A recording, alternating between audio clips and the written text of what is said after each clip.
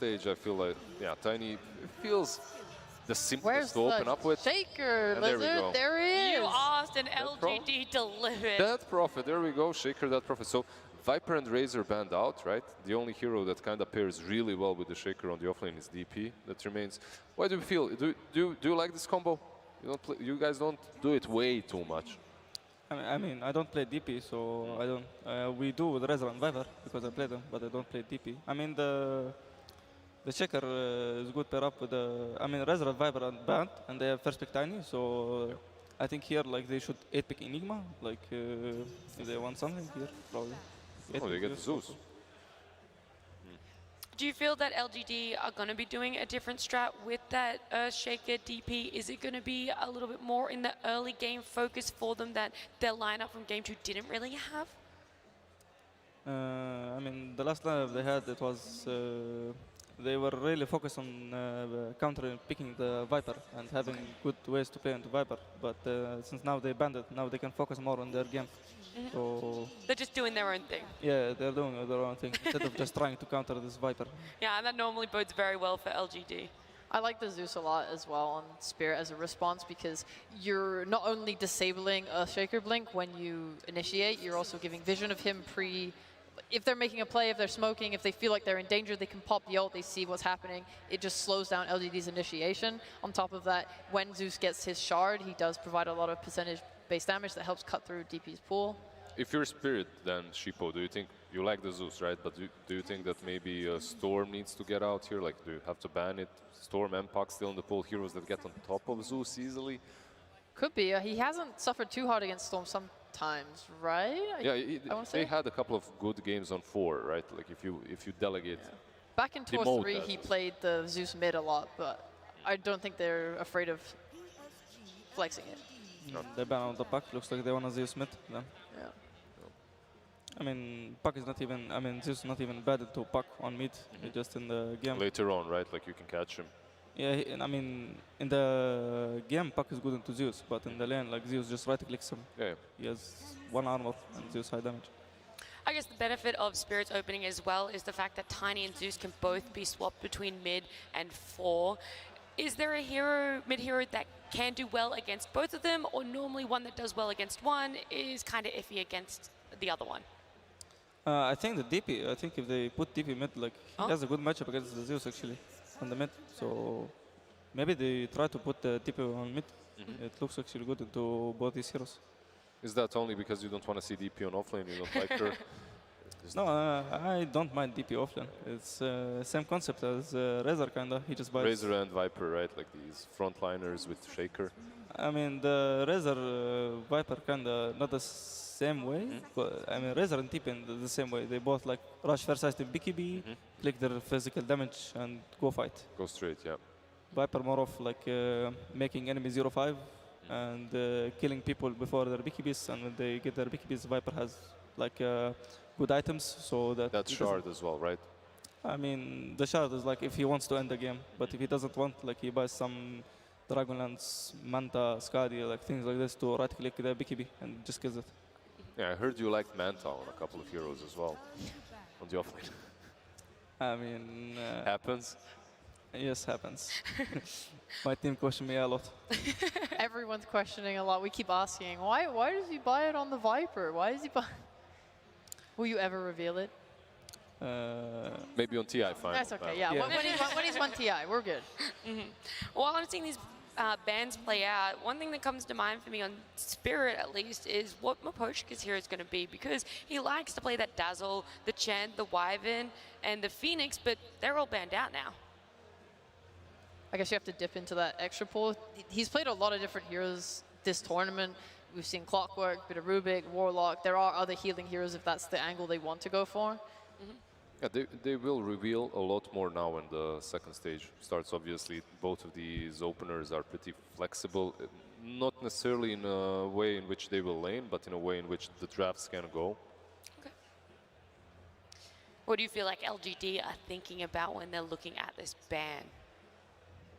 I mean, they probably ban on 14 something to 15 support. Okay, they ban Turbo, so it looks like DP offlane. Is it is it only because they have the DP on the offlane, or because Team Spirit already has, let's say, even the Zeus, who's pretty good versus TB, so it kind of denies them the opportunity to pick the TB? I mean, they have Shaker. I mean, maybe Mm. if they could like get some 18 hero into Terrorblade with Shaker, like it could be fun into. Could be good enough, yeah. Yeah, it will be good enough, and they still have also another hero. What is it? Spirit are going to be picking up a Beastmaster. I don't know what my voice just did. It went pretty high. This is a hero that just deals really well with the Bane. I think it goes a little bit both ways, because Bane's Brain Sap is a really nice nuke to use against the boars if you're able to control how many boars he gets out. But when you hit those higher levels and he has 2 boars in lane, Bane really struggles with that. And it is easy to dive the tower, push the tower, take the map control. Bane struggles very hard. We questioned what potentially was going to be Miposhka's hero. They pick up the Shadow Demon here. Amal, how are you feeling about him currently in this patch, but also this lineup? I mean, Shadow Demon very good into, like, he can cancel the ban, and he good BKB control against DP, like, and the Beastmaster also. Like, I think this is such a great Beastmaster game. Oh, PSG.LGD again with the Naga.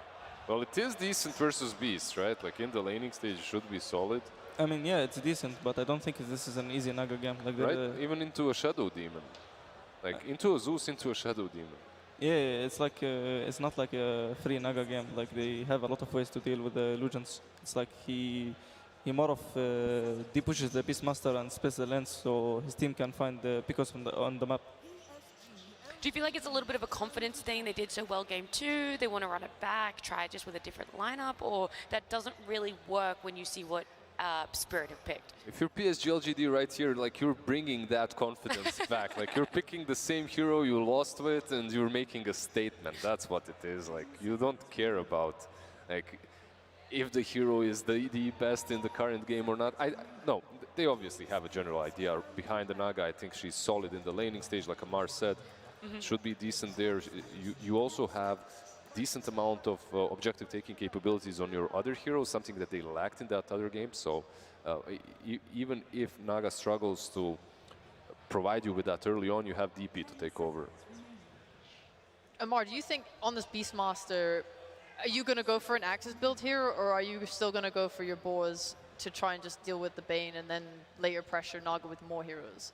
I mean, I'm not really a Beastmaster player, but I mean, we will see what he does. I mean, think Wild Access, like, I see a lot of Wild Access builds. I mean, Boar is good into Bane, and Wild Access is good into Naga, so we will see how he plays it.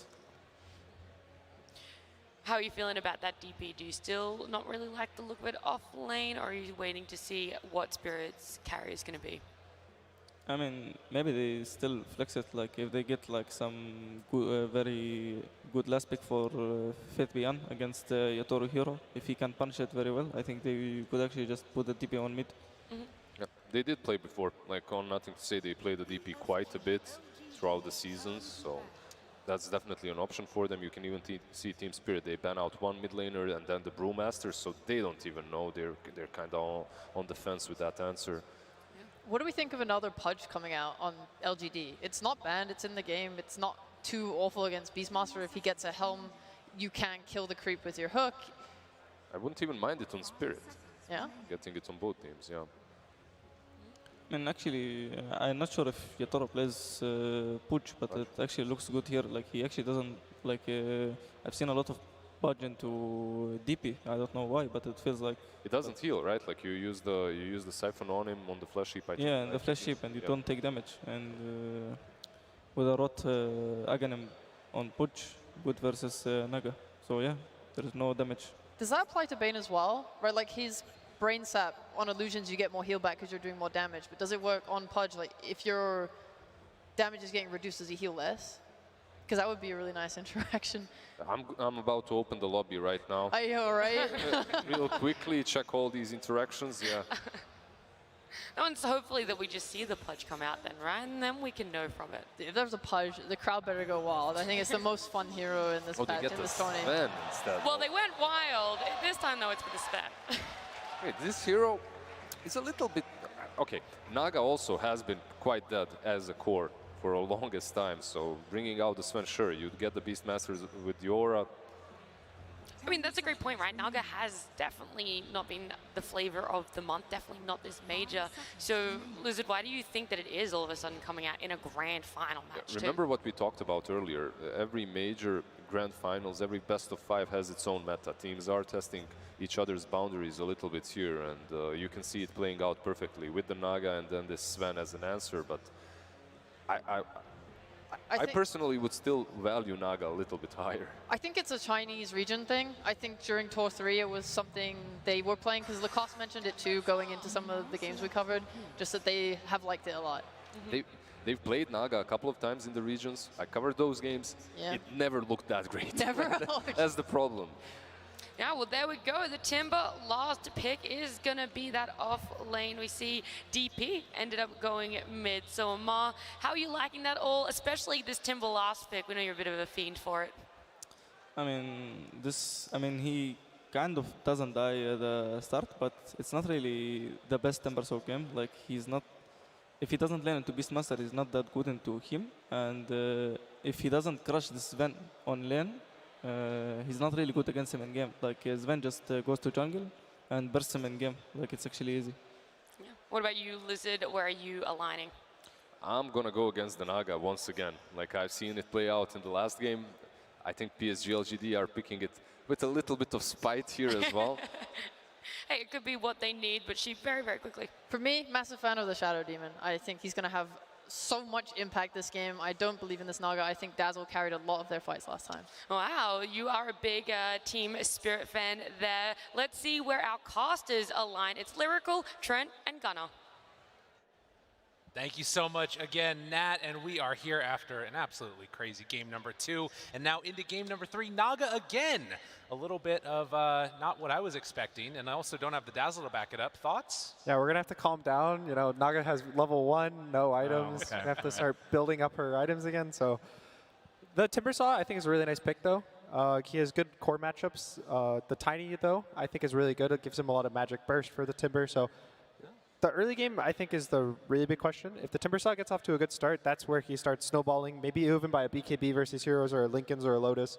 Yeah, it certainly looks like a necessity between the Tiny as well as the Zeus being there, plus a Sven to boot in the end. There is definitely no shortage of damage right now coming up from the side of Team Spirit. And the instant smoke as we get into the next one. Both teams. Oh, good luck, have fun's coming out there as well from both teams after a match like that. You gotta enjoy the typing good luck, have fun while you're smoked up, looking for a first blood, or the, you know, the classic, you type good luck after you get first blood. I see. That's what we'll watch for. Yeah, if anybody happens to score that. But at least for now, ooh, they might reach some people up on that top rune spot. Nothing to say they run to Maposhka and collapse, but there's no chance. So they won't connect in for any kills. But yeah, a very different hero. We talked a little bit about the Naga Siren, but that Sven, I was kind of wondering if they were going to put it over to position 4 or something to do the Tiny, but opting to just run it for Yadaro. Shades of old types of games with this, you know, ancient Korean hero. I mean, the last time he was here, you know, he was flying around, buying Aghanims. He was a cool hero. Maybe get a helm or something and stack it up, but long gone are the days, you know? Now, perhaps into that Mask of Madness build where you go right to the Ancients. Likely be the way to go. Get yourself an Echo Saber and just do Sven things. I don't think it's anything too tricky this game. They probably are hoping that it can carry the Shadow Demon out of the lane. He can just shove the lane in with Cleave. He has a stun. Generally, you want these stronger carries with stuns when you have a weaker support like Shadow Demon in the lane. And then he'll also have the ability to jungle, giving Shadow Demon early levels, give him these level 6 timings. It's probably more so of a hero that's trying to complement their own draft rather than be a big nuisance for LGD. Mm-hmm. That's fair enough, as the 2 bounty runes will be traded off a piece and everybody heading out. Remember, in the last game, there were a lot of lane shenanigans as people were trying to dodge, but this time, completely straight up collapse, going up top to face off against the Naga, and as we would anticipate, Sven down bottom facing off against the Timber. Anything that particularly looks scary? Well, the only shenanigans really happening will be that initial lane block on the bottom lane from Xingqiu, right? Get the Fisher out, and currently does have his camp blocked as well, so we'll see if he's able to handle that. Has a sentry too, so he's gonna plop that right down. Just no camps happening at the moment. This Naga Siren versus Beastmaster used to be a very big counter because of the boars. You could just kill the boars. He has no way to kill illusions. But the kind of development of Beast recently is putting multiple points in Axes really early, which actually kind of counters these Nagas and the Terrorblades of the world. And even laning with a Zeus, they're going to have the ability to clear the Naga illusions really easily. And so I wouldn't be surprised if LGD start losing this lane when the Beastmaster hits level 3, level 5, gets more points in the Axes. Yeah, even just now, they're able to nuke down the range creep too. Not a whole lot they can do. Keep the spam going, and once the helm creep comes out, and even just getting to the helm of the Iron Will itself. Even a Basilius right now for the Beast, but look at the Naga. Yeah, that is not a great win rate there for the old Naga Siren, as they will take down that courier. Mira moves on in, brings it down, and the other lane to watch for, Faith Beyond. Already getting some good damage there onto the Sven for Yadaro, as Kokoschka will start to stack up the poison, but can't go for any more onto Faith Beyond. It's maybe not the most devastating Timber pick that you're going to see, but still getting at the end of the draft here, Faith Beyond season says, yeah, I can make this hero work this game. Maybe you're not going to absolutely crush it, but still going to be a very good body for the team here. Give a lot of space towards the Death Prophet out of that mid lane, as you really don't want to be dropping her too early in these engagements. Try and get her snowballing in this one. On the other side, the Shadow Demon's a really nice matchup versus a lot of the LGD heroes. Very good versus Death Prophet. It's a classic. When Death Prophet used to go Yules, a little worse now, but even the Cleanse is going to start mattering a lot. It'll instantly remove the Nightmare. It'll remove the Ensnare from the Naga. So it kind of gives him a lot of defensive abilities, but unfortunately it's on position 5 this game, so his items might come a little slower. We're seeing just the constant pressure that's coming out from the Mira Zeus. And when you pair together that Beastmaster aura with Zeus, who already has pretty good base damage, they're really sort of putting forward a big threat to Y in this lane. Yeah, you can see they're all building towards magic damage. The Basilius on the Beast, which is a little interesting compared to when they go Dominator. They always just rush the Helm for the sustain in the lane, but he's playing more of a nuker. And it's also helping out the Zeus. And he doesn't even have Boars at level 2, so he's going to probably go fully, maybe 3 points in the Axes, and then he'll go back for the Boars. Yeah, and it just feels like LGD just have no way of really zoning or handling them at all right now. If anything, it's Y who just has to keep popping stick charges to try and stay within some range to bully and harass a little bit. Well, definitely taking a beating. 11-1 on the Naga Siren as far as CS is concerned so far. Likewise, Sven being a little bit held down, but not too badly. Jeez, these constant level 2 arc lightnings as well, just clearing through the illusions instantaneously. Yeah, and that's a little bit of farm here and there too. Not bad for It's a lot of mana though, to be fair. It's true. There's no stick. He's got 3 mangoes though on Mira, so open up a bit of a fruit stand up top. The nice thing for LGD though is probably going to be the level 6 on Nothing to Say. They want to use this Exorcism probably on the mid tower to force the supports out of their lanes, that give the Naga a 1v1 versus Beast. Even Timbersaw getting a 1v1 is very helpful. And their supports are pretty good at it. If ZinQ gets a nice block on the high ground, that'll probably be their first big rotation. The one lane that we haven't talked about at all is the lane that you play, Gunnar, mid lane. So far, Death Prophet sitting top of the board, 26-3 versus the 19-3. What do you expect out of this? Death Prophet always feels a bit strange to me out of mid. It's going to be a pretty even lane, as it's already showing. The one thing Death Prophet has is, I think he stacked his small camp and farmed it once, which is probably where some of his CS and the 300 gold advantage. And the other thing is that Death Prophet generally survives his burst from Tiny. So Tiny is kind of having to exist here, tank all this damage from the Spirit Siphon, and he has to let the Nothing to Say do whatever he wants in the lane. There's no pressure on him. It is kind of painful though, like what he just did. Nothing to Say nukes the wave, and Toronto doesn't even care about the Siphon. He just walks up and denies both range creeps in his face. That part, you can make it work, is pretty cool there. His goal is to try to delay the level 6 until after the Siege Wave, but unfortunately for him, I think Nothing to Say gets it off this wave. Well, at the same time, Mira's going to come back, and thankfully is a Zeus, so tries to stack the Ancients, and probably going to notice that there's been a block here. Oh, speaking of a block, one down the bottom lane, but yeah, no stack here for Mira, so unfortunately doesn't go back to check. Probably would have heard the noise from stacking the other camp, and won't be aware that the Ancients are currently blocked, and obviously a great way to try and slow down the speed at which Sven's trying to play the game. You know, I think the teams had a similar idea. Calm down a little bit after that last game. 0 kills so far at 5 minutes into this one. And they're not wanting to give up any early advantage after that roller coaster that we had. Someone should probably tell them there's not 4 Aeon Discs and a Book of Shadows. That's true. And, there's the no heroes will grave. die. There's a lot less save this game. It's really only Disruption that is big save. So heroes are going to be way easier to kill for both sides, but right now the lanes are kind of calm because everyone's waiting for their level 6s. Everyone has really strong ults with Timbersaw, Beastmaster, even Death Prophet. As you can see, he pops it mid on the Siege Wave. Yeah, no block there. But same rotation in from Y, just to join for this push. Gonna find Mira on the side, just zoning back. Q over ready with a fissure, but this early points in arc lighting, like you talked about, pretty good to try and keep this alive, and tosses back Y. Could be our first blood. Mira draws it on the Zeus, and that's almost arcane boots here at 6 minutes. Oh, well, it won't be Faith Beyond this time. Someone else will get to claim it. Team Spirit, their first blood of the series. Oh, wow, wow. Okay, so that Exorcism not working out too well for LGD, even with the Catapult Wave, as the good rotations came from Spirit. Yeah, it did get the 1v1s, though, right, in those side lanes. So Naga Siren starting to catch up a little bit there. Faith Beyond pretty much guaranteed not to die. And also, if you remember the last game, I know it was a long time ago, but the Naga's game was really bad.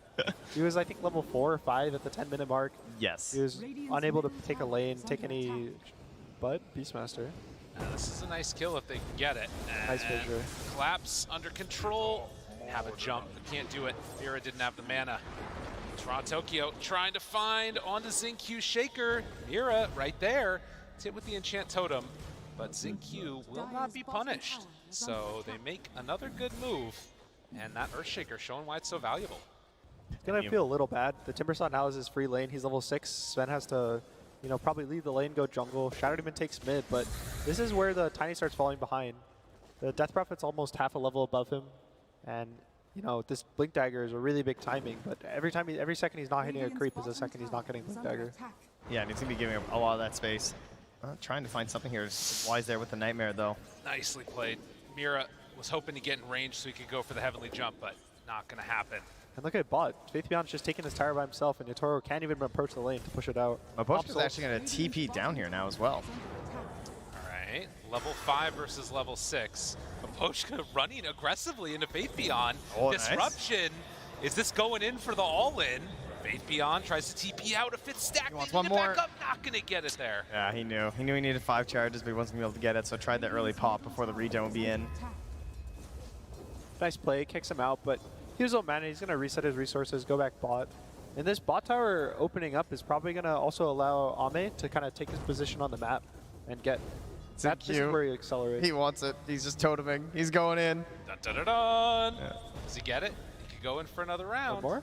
He did the math. He put it in denial. He's like, I don't have the damage. Does he go in? Is this enough? Yeah, good job. Xingqiu gets the tower gold. Exorcism's off cooldown. We might see this Timbersaw now rotate to the mid lane, try to get more pressure. The LGD is always kind of be constantly ready to run at the side of Team Spirit. I think Sven is going to have a really hard time fighting into LGD this game until he gets, I think, a BKB probably? Yeah. He doesn't even have one queued up. And that's going to be a while until he's ready to join these fights. If you look at his quick buy, he has a Basket Madness, an Echo Saber, a Blink Dagger queued. He wants to just farm. Ooh, tried to toss back, but didn't quite keep that vision on Tokyo. So another one of these rotations for Tiny where he's not connecting and falling further behind the Death Prophet. Yeah, he's the least last hits of all the cores right now. So he just sits up here trying to enable his Beastmaster. Thinks about the roar, but the TP comes through from Faith Beyond. He's going to plant himself up here now and give the rest of the map over to Ame. And killing a creep for all he's worth. Helm of the Dominator tries to run away. Ooh, does a little jukey juke. Runs back the other direction. Still baiting down some mana. Collapse isn't even moving his hero. Can they kill it off? Does he manage to take over another creep in the meantime? Does he go for it? No. Collapse just standing still, microing it. Meanwhile, in all that chaos, there is a smoke here from LGD. Interesting. Wise going to walk up the hill, going to find the Tiny. Not level 6 yet. Avatos, couple punches, stun is there. Tokyo picks up the kill. Farm through those camps as well. Just got done with the Ancients. Now 10 minutes can go back with that same God Strength. So perfect timing here for Yadoro. You can see that Ame pretty much just switches places with Faith Beyond, and now Faith Beyond's the one being pressured top. Can they kill him off? Pop the Shadow Demon ulti. Trying to burn through him. Still has Soul Catcher. So far, interrupting. The Soul Catcher's ready. Oh, the dropping items. Stacking. Okay. He needed that perfect bit of mana. Well done. Got to maximize the potentials there from Maposhka. I thought he was just dropping irons for fun. Well, we can just go with that. Exorcism popped in the mid lane, but Mira's going to try and hold him off. Siege number 2, but this is really hard. The Zeus is really good hero at pushing waves off the tower. He just can pull them, he can jump away. So nothing to say, has to kind of play under the trees and hope for the best at this point, especially with no Faith Beyond, and they're losing the top tower for this. So not really feeling that good for LGD. Oh, This is like the Leshrac things that you use out of your W, not your ultimate for the save. Oh, why? Gonna find himself Yadro. Can't get the Nightmare in time, though, and has to be aware that the Tiny's still nearby. Yeah, 4 heroes mid from LGD. I They're mean, committing for this. I don't want to fight this Timbersaw right now. Well, they're still in the area. Silence is out, which stops any action from the Tiny, but they keep that tier 1 tower alive while Collapse took the top. Now Collapse gets all this jungle, and LGD's probably next move is going to use this Timbersaw to kick him out of the big jungle. If Beastmaster gets to live here for 2-3 more minutes, this is when his items start getting pretty crazy. He gets the Helm of the Overlord too early, and anytime you kill his creep even, it's another minute that he kind of slows down. That earlier kill there working out somewhat, but managing to get the Hellbear right after. And there is just the Timbersaw up top. I have the Thunder God's Wrath. Maposhka is ready with all of his abilities again. Are they thinking about going on Timber? He might be too tanky with those 2 heroes. They had the Tiny there last time, I think. Right. Yep. The biggest difference in this game, I think, is that Naga's having a good game. He's not top of the net worth just because of how much the Spirit has had the map, but he's going to accelerate much faster than he did last game. Toronto Tokyo hunting and pushing the Timbersaw away from his own jungle, in fact. So Team Spirit keep the pressure in. Still no blink on the Tiny. He's not even that close. Even Earthshaker's about the same gold as him in terms of blink. Yeah, it really shows like how long he was like lurking in the tree lines, waiting for something to happen out of that mid lane once he was sort of kicked out of there. But even on the... Oh, nice sentry here. Oh, Maposhka, turn around. There you go. Oh, man, sentry caught there.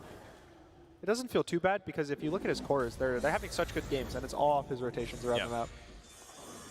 Yeah, particularly Yadro. But yeah, you know, as I said, that though, of course, it is starting to add up for Ame. Every single level, just more and more damage, more illusions out there right now, and farming very close towards that Manta. As Collapse continues to pressure that top lane, and they lie in wait here to see if there's going to be an overextension by Team Spirit. But Maposhka's just going to casually sit under this ward and throw out some Shadow Poisons with his Arcane Boots. Yeah, this is, if they can clear through this and sort of get away with it, this feels pretty good for Team Spirit. Yeah, I mean, they're just shutting down that part of the farm. You know, Yadro's on the bottom, pushing out the wave, trying to farm a little bit of his own jungle as the Naga illusions come through. Toronto Tokyo just waits for a moment where he can actually kill somebody. The scariest thing right now for LGD is that this Naga Manta is mostly just a farming tool. You get it for more illusions to cut more waves and get more map, but it's nothing really to actually hit the heroes.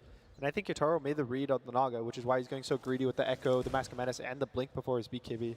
So he's going to hit his timing at the same time as Naga, but he's going to be a lot stronger at that timing just on the amount of items he has.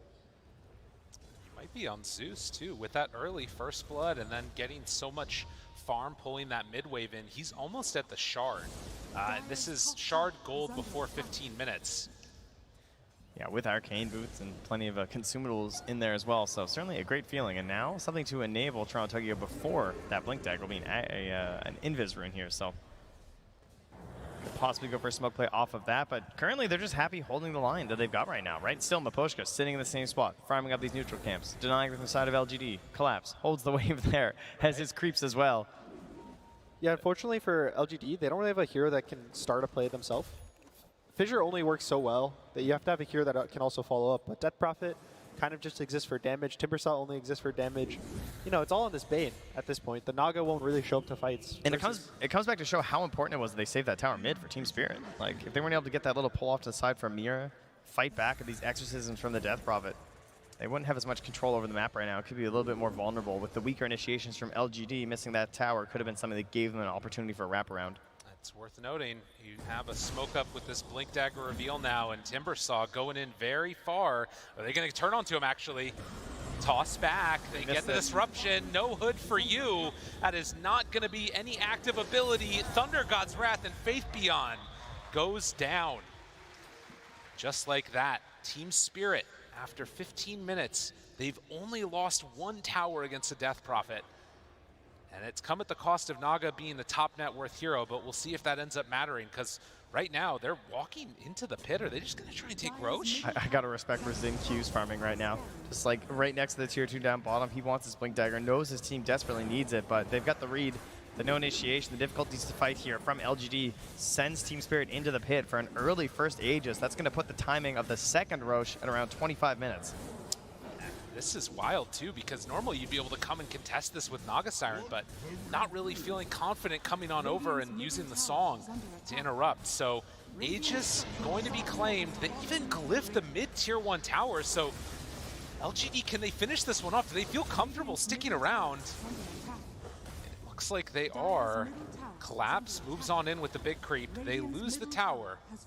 You can see the big difference right now, and Spirit has so many heroes that can, if you walk into them, they'll catch you, and they can even catch you on their own. They have the Tiny with the Blink now, they have all the vision for Beastmaster and Roar, they have Shadow Demon, and it's kind of lackluster for LGD. Their goal with their draft was to take these towers with the Death Prophet really early, and kind of just play the map with Naga, but because of the way Spirit defended this mid-tier 1, they're kind of stuck on their side of the map until probably the Shaker Blink. Yeah, and now it feels like they're kind of waiting for Ame, whereas you're supposed to be like kind of making time for the Naga Siren in a sense and like still progressing onto Team Spirit's side of the map, but now they actually need Ame to join in. They're going to be waiting for this Scotty to see if they can actually take some fights at that point.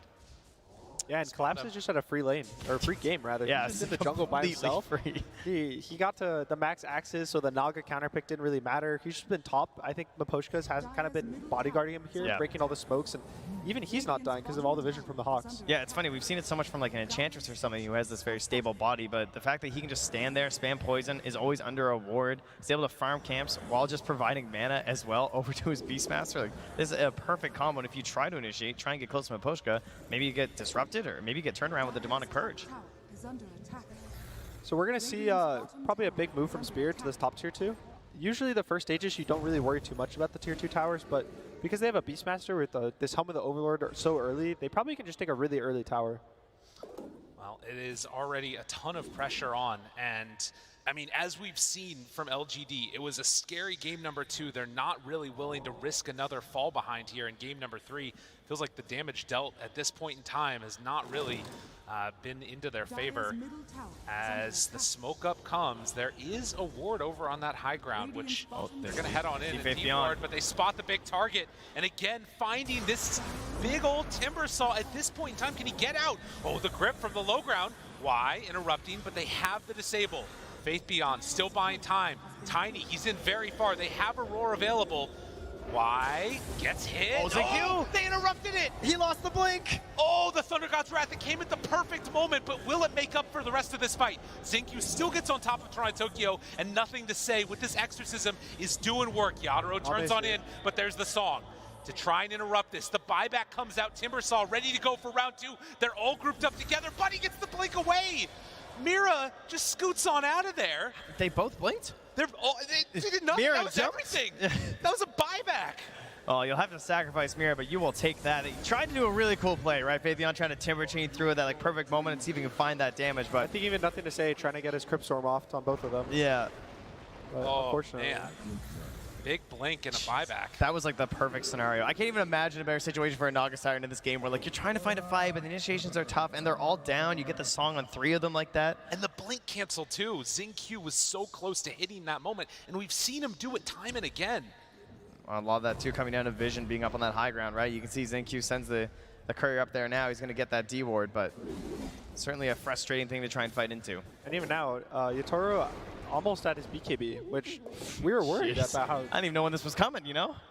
But like they catch him, and Timbersaw, you think he's tanky, but when there's so much, like the damage numbers are so high, he dies so quickly. Oh, and this too as well, you know, looking for it. Look how grouped they are too, like all the units and everything. Xingqiu's just looking for the big echo to try and catch Mira and collapse, and then the Thunder God's Wrath ruining it for them too. And again, they swirl up and take down that Shadow Demon very quickly when Ame is right on top of them. I'm really surprised they get the blink out at the end. I definitely thought at least like one of them would be tagged up instantaneously. It's like playing against a couple of pucks, you know? Bang, bang, they're away. A little unfortunate, but LGD is still really strong as long as they're able to abuse the Naga. As long as they don't get caught right out of the get-go. This looks familiar. Why? Found. It's not the real Naga Siren there. And Yadaro gives up the chase instead. Oh, Miposhka, he actually did find the real one right now. There's a toss in 2 seconds. Do they have the damage, though? They have the ulti on him. Trying to burn through it. The root. He has another avalanche. Connects onto all of them. And the stun! Toronto Tokyo cleans up the kill. And they're going to take this tier 2 tower. Back to the tower. Confidence with the vision in the tree line. Not worried about some sort of a TP there. You know, LGD just does not look like they have the answers. And Team Spirit, they woke up after that game 2. so sure about LGD as they are struggling to find any answers, now falling 5k gold behind. The hardest part is being able to walk into Spirit's Trap. I think Beastmaster is one of these heroes you can't give a good start to. And you especially can't walk into him without your whole team there. And they just have the Bane there alone. They have the Naga there kind of close by, but it's not enough to kick this hero out of your jungle. Yeah, it's a real problem when you recognize that he's getting a free lane and you still can't do anything about it. You know, they just look at this, and he had the body from Aposhka there. They couldn't really smoke into it, couldn't enable the Timbersaw in a way he could get there, and their only solution was to try and get Xingqiu an earlier Blink Dagger, and now he's struggled to get anything off in these fights. It starts feeling really bad when you know you can't even make a smoke there with 5 heroes, and you just have to dodge the Beastmaster for the whole game. But when they keep dodging, the Sven getting tri-camp for 3, 4, 5 minutes because of this is one of the best heroes to take it. Yeah, they got the block at the start, but then constant stacks in there from Mira as well. I even saw some boars going back and getting some stacks set up there too. So they're making sure Yadro has a great game on the Sven. It is a bit of a more unusual of a hero. I got to imagine that in these games that are so pivotal, you want to have heroes that can do stuff, that can make moves on the map. Mira the move. will be found, but the Heavenly Jump tries to get him away. Fissure, it's out. Ava, toss. Do they have the damage? No. He throws him away. It took him a second there, you know. The cast time increase could be something. No, but they just back out. And this is the type of play that I feel like LGD needed right now to get on the map and make some action happen. Unfortunately, it's with the EXO and no objectives. Yeah, that's a little asterisk at the end, you know. It's true. The big question is whether the Naga is going to carry late game. He's going so many defensive items. He's going Scotty into a heart, and then eventually a nullifier. But I think even if the Sven notices this nullifier is being bought, if he buys a shard, it makes his Warcry unpurgeable. That's right, yeah. And this damage, the damage is going to start being low from LGD. This Timbersaw, I think, was actually probably the biggest hero they needed for damage. And his game has not been particularly great. You can see right there just the pure difference in what these heroes do early and what might happen as the game goes later. They blink in, smoke does not break. Now Ame is down and to the right of this, in between those towers. Doesn't look like they're going to find it, but instead could hunt behind the tier 2 where Maposhka is set up. Ward down, that's scouted, they see it, yeah. Instantly spotted there. But try and protect that ward for a second here. And in the meantime, it's going to be creeps hitting tier 2 and no answer. LGD, they've got to do what Team Spirit did in the last one and stall this game out.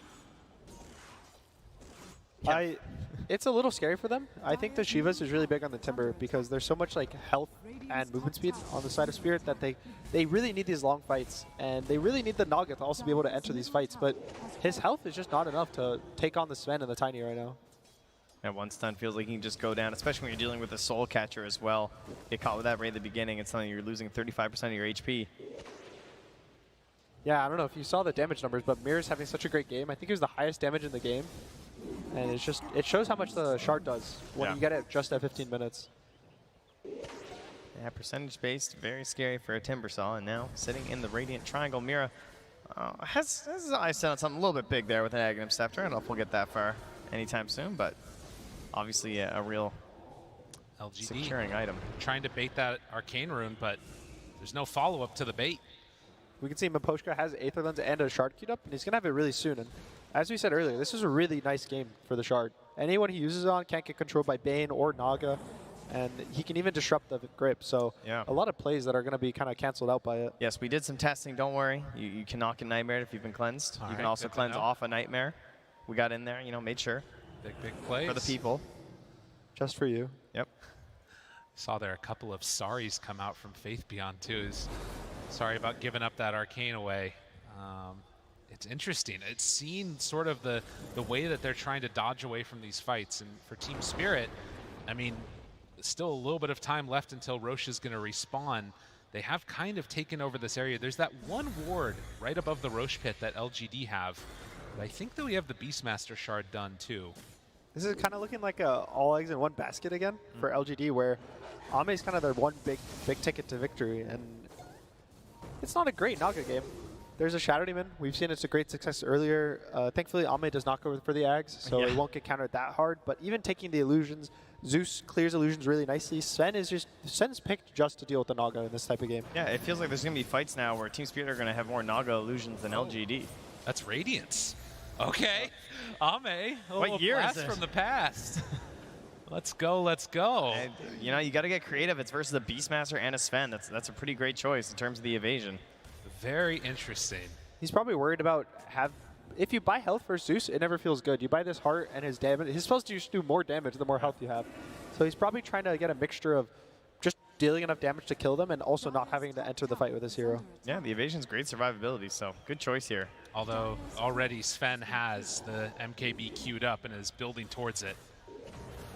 And into the pit they're going to go potentially as 20 seconds until Roche is going to respawn. But these waves, they're going to get shoved out, that is for sure. It's Radiance Illusions. Unfortunately, Also going to be pretty helpful for the Shadow Demon. Yeah, the Shadow Demon can just take the illusions. They're going to be even stronger. They have so many auras on the side of Spirit. Their team fight is really scary. They have all the Beastmaster. Beastmaster's whole goal is just to keep auras. So when you get a Naga with a Radiance, you just add one to that. They're going to kill off the dragon. Does not quite look like it. Thunder God's Wrath used, backs away. Big old avalanche, the toss to follow. The BKB already used in CQ. I think that was another Echo Slam whiff. Oh, I love the D ward. Can they do any more? BKB from Yadaro turns on to Nothing to Say, trying to bring him down. Meanwhile, Ame finding that Tiny, the control coming from ZQ, but he just destroyed Nothing to Say. Yadaro all over him. Faith Beyond looking for anything, something. LGD, where's this fight supposed to go? Toronto Tokyo barely lives from it. They jump on in, the brain sap, it's not enough. They walk back in, kill the Bay, they're all done. GG. LGD is broken. Whew. Well, that game got away from them very, very quickly. Only hope for them really near the end was going to have to be Ame, and they just decided that Ame wasn't going to be enough to carry this one. We took a reset from the last game. Pretty much. Naga didn't get the items. Naga didn't have the time. And this Sven pick, I was kind of worried about it, but it worked out. He got so much space. I mean, collapse, right? I think collapse on the Beastmaster is kind of the unsung hero. He didn't get many kills, but just the ability to hold this map, even the lane. They pick Naga to beat him in the lane, and it just does nothing. Yeah, that duo too. Like the fact Miposhka moving up there nice and early, the way they just planted themselves in that territory, they shut down everything that they wanted to do on the side of LGD, and they ran away from this game with this game. The crowd was feeling the love there at the end. Saw some claps above the head of the players, feeling the love definitely. And again, you look at a game like that, and it just felt like the game plan was sit back and get big. And Team Spirit did what we hadn't seen from them in a while and actually pushed that to the limits, tried to end that series. Coming into this series, I thought that if Spirit made it, they'd be in serious trouble because with their previous matches versus LGD, it felt like they got a little bit figured out in the draft and they were struggling with some of their big openers. But now, these last couple of games, like you're seeing, you know, game 2 short, got a little bit crazy and they ended up getting it. But this was like a clear, just like excellent draft, great choices here from Team Spirit, and I feel like they have their confidence back. Yeah, we saw their Chen and their Razor, their two big heroes, kind of got figured out by LGD in the upper bracket final, giving them both to them in games 1 and 2. They beat them both. That was kind of what I think Spirit was riding on for the majority of the tournament, where they would just first pick the Razor every game, and then later in the tournament they'd pick Chen. And LGD showed their solutions, but they picked Beast as a replacement to Chen. They beat the Razor on LGD, and it just, they're, you know, what is there to do? Well, what is there to do? We'll find out. They got some big brains back on the panel, might be able to help us out with that. We will definitely try and help break it down this game, but first of all, I just have to point out that Spirit, man, they are feeding off this crowd like they were feeding off LGD in that game number 3. Ayo. Ayo. Look, ultimately, though, that was a crazy GG. It came out of nowhere. Spirit just never really let up, and it felt like such an inverse of that game number 2, Lizard. This literally reminded me of Kaka. I had the feeling Kaka suddenly joined into PSG.LGD for those early game GG calls. This was insanity. At some point, I think if you're playing a Naga and you feel that your game is getting too far out of hand like this one was, like the Tiny was 5-0 at some point, he was just getting way too much. You're playing into a Beastmaster as well, you know your objectives will be gone very soon, so calling it, it's fair as well. Yeah, do you feel the same way, Ahmad? Do you feel like that was a game that they really had no chances to come back from? I think the Beastmaster pick broke everything up. Like this already broke us in OG like 2 times, and it's time for Spirit to break PSG with what PSG broke us with. Like Beastmaster in such a good Beastmaster game. Like if the carry did not fix Beastmaster problem, and the Timbersaw did not fix it, then the other 3 who are bad into him will not fix it. So this is like total easy game for Beastmaster. And also the Miposhka Shadow Demon, he was like running over all map, forcing Timber to TP out, forcing everyone, like he was killing people alone, like he's running over all map. Yeah, of course, right? It's not just how great that draft is, but also that execution. Did anything stand out for you, Sheep, that was so impeccable that Spirit brought here in Game 3? I didn't really want to talk about that so much as just the Sven and how he is in general. Team Spirit are a team that really love it, and they've played it throughout the tours, even when the hero is really out of the meta. And the idea is just how much damage he does.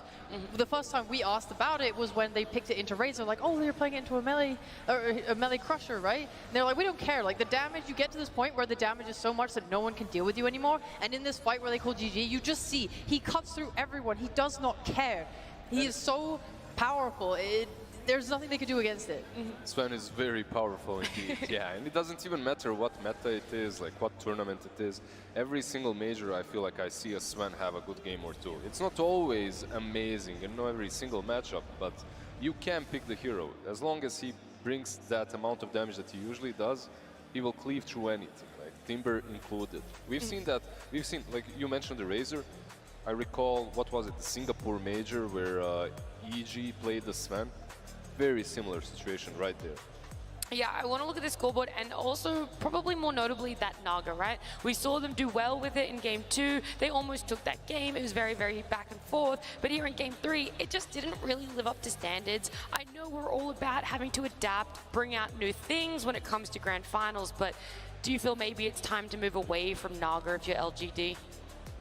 I mean, I think they should just respect the draft. Like, I really don't think, like, when they pick Beastmaster to, Naga Siren to counter one Beastmaster and the other three heroes are good into Naga, like, I think they should, like, respect more.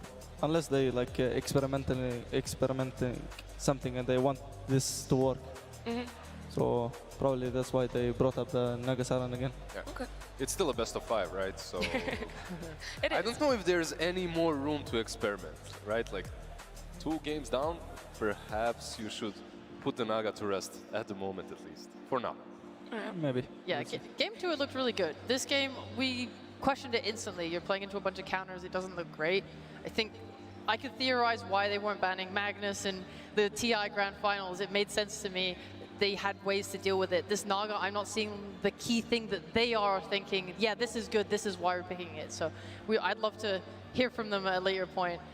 For now, yeah, put it away. Did you also like the versatility that Spirit had with their draft? We didn't know where that Tiny and Zeus were going for so long, and as we can see, match MVP going the way for Toronto Tokyo had that Tiny. I mean, I kind of knew that they're gonna put the TP mid because he has good matchup into Tiny or Zeus.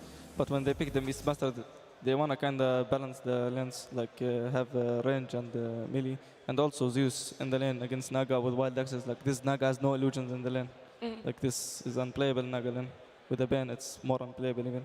Yeah. Well, we see Game 3 closed out now. Where do you think the mental is going to be for LGD Lizard? I mean, now they're a game down. Spirit only need one more to win. That's true, but PSG.LGD, once again, they're not really a team that are that easily broken, mentally at least. On majors, right? On majors, they do amazingly well, no matter what their start is in the grand finals. I think they'll come back just as easily this time around. Of course, I'm looking forward to seeing more of them, but I'm also looking forward to seeing some more of Slacks, who is wandering around in the crowd right now. Hey there, everybody. I have found some special guests here. Ladies and gentlemen, we have Snapfire and Wind Ranger. So good to have you guys. Welcome, welcome. How you doing, Snapfire? Well, hello, Slacks. I'm doing just fine. Fantastic. Can you tell us a little bit about this game? Are you enjoying yourself? Let's talk a little bit. I couldn't be enjoying myself anymore. Incredible Dota out here today. I heard you had some hidden lore. Is that correct? I do, and everyone, Valve does not want you to know this. This is some secret deep lore, which is that Snapfire and Wind Ranger are in love. Oh my goodness gracious. I love you with all my heart, Snapfire. Wow. That's all there is to say, folks. Cheer if you love Snapfire and Wind Ranger being in love. Come on. Very dank. Not accurate lore, I have to say it. That is not real. That is not canon. That is not on Valve's payroll. You. That is not canon. Everybody, please. I'm so sorry. Hey, how you guys doing back here? LGD, huh? Any? Oh, hey, hey. Yeah, CN Dota #1. Never die. Siren Dota never die. Come on, LGD. All right, but any encouraging words to the boys here? They're looking. It's looking pretty rough. Come on, take on the BP. All right, fantastic. Can we give it up for LGD? This is our last chance potentially. Give up that power. Wind Ranger, any final words? I just enjoy being your favorite hero. I hate you so much. I hate you with every fiber of my being. Back to you guys on the panel. I hate you. I hate you. I'm looking forward to Slack somehow trying to write that one into the law, but these guys are trying to rally behind LGD. Obviously, there's so much more room for them to come back. We said maybe shelve the Naga. Is there anything else you guys would like to see them bring in game number 4 when we do get there? I feel like that might be a very simple solution with the Naga, right? Okay. You just shelve that Naga and you feel already like, okay, we lost 2 games in a row with the Naga, but every time we played without her, we did well against Team Spirit. So perhaps it's as simple as that. Go back to your normal stuff. You hear the crowd cheer and you're like, what is going on? What is happening? Dude, Spirit gotta be feeling themselves. Like, I really feel good for them. They're literally jumping around on stage right now, rallying up the audience. Look at them. The boys are riding a different sort of high. All right. That's the energy. It is, isn't it? Any other closing remarks about this before we do jump to a break? I really just hope LGD keep their confidence. When they spoke of TI versus Spirit the last time they lost, it was like they lost their nerve, they got scared to break smokes, things like that. These are the things they touched on. I just hope, yeah, they keep the confidence and they're willing to play to their full potential. The crowd is still backing LGD. They have support. Hopefully, they can come back stronger in game 4, but let's jump to a break.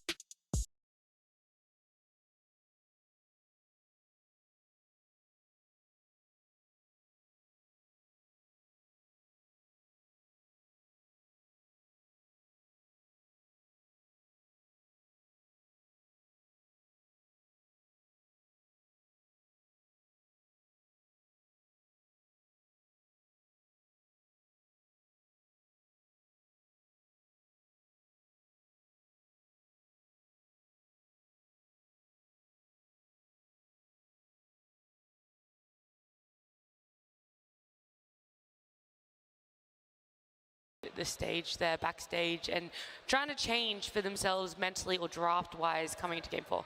Yep. If you remember, Spirit said that this is one big cyclist, one big cycle that's about to be closed. I feel that something similar is happening with the drafts as well. Like we see picks such as Beastmaster just going through, even though this hero isn't countered by anything. In the game, at least, it looked like a really good Beastmaster game. So perhaps PSG.LGD, they need to take a step back and pick and ban these heroes that are looking really tough for what they are drafting at the moment. Like getting the Naga in, it already got answered. Shelf it or ban everything that's so good against her. The other thing that comes to mind is an early GG like that in a game that we saw just play out in Game 3. Do you think it was better that LGD GG'd out early, or do you think that that's a sign that maybe they are struggling a little bit? Definitely could be a little rattled. Yeah. It's hard to read too much into it. They were definitely also in a position where they were about to lose multiple lanes of racks. So I don't think it was necessarily an early GG for most games, but when you're in a grand final or just playing an elimination match, it's an early GG. Yeah, I feel like we've heard pros talk about in the past that when they are being pushed into their base and they just have to sit there and wait for the game to end, it's a chance to just let go of the game and the feelings around it and think forward into the future. It gives you time to think and plan. You can spend the time defending, thinking, okay, what are we going to drop next game? Now you're just cutting it loose instantly, going straight into the next game. Maybe it's a form of confidence for them. Maybe they don't want to just sit there feeling bad. It can also be, you can also look at it from a different perspective, because when you're losing, you're kind of surrounded by pretty much negative energy, right? Like we've all been there. So just cutting that negative energy off as soon as possible, not letting it accumulate, and then you think during the break about what needs to be fixed and what needs to be drafted for the next game of the series. Yeah, when we had Seb on just before, he was talking about this grand final being a best of 5. It's a marathon, right? So there could be something to be said about LGD wanting to bow out of that game a little bit earlier and just wanting to move on to the next one. Let's have a look at heroes a little bit more as well.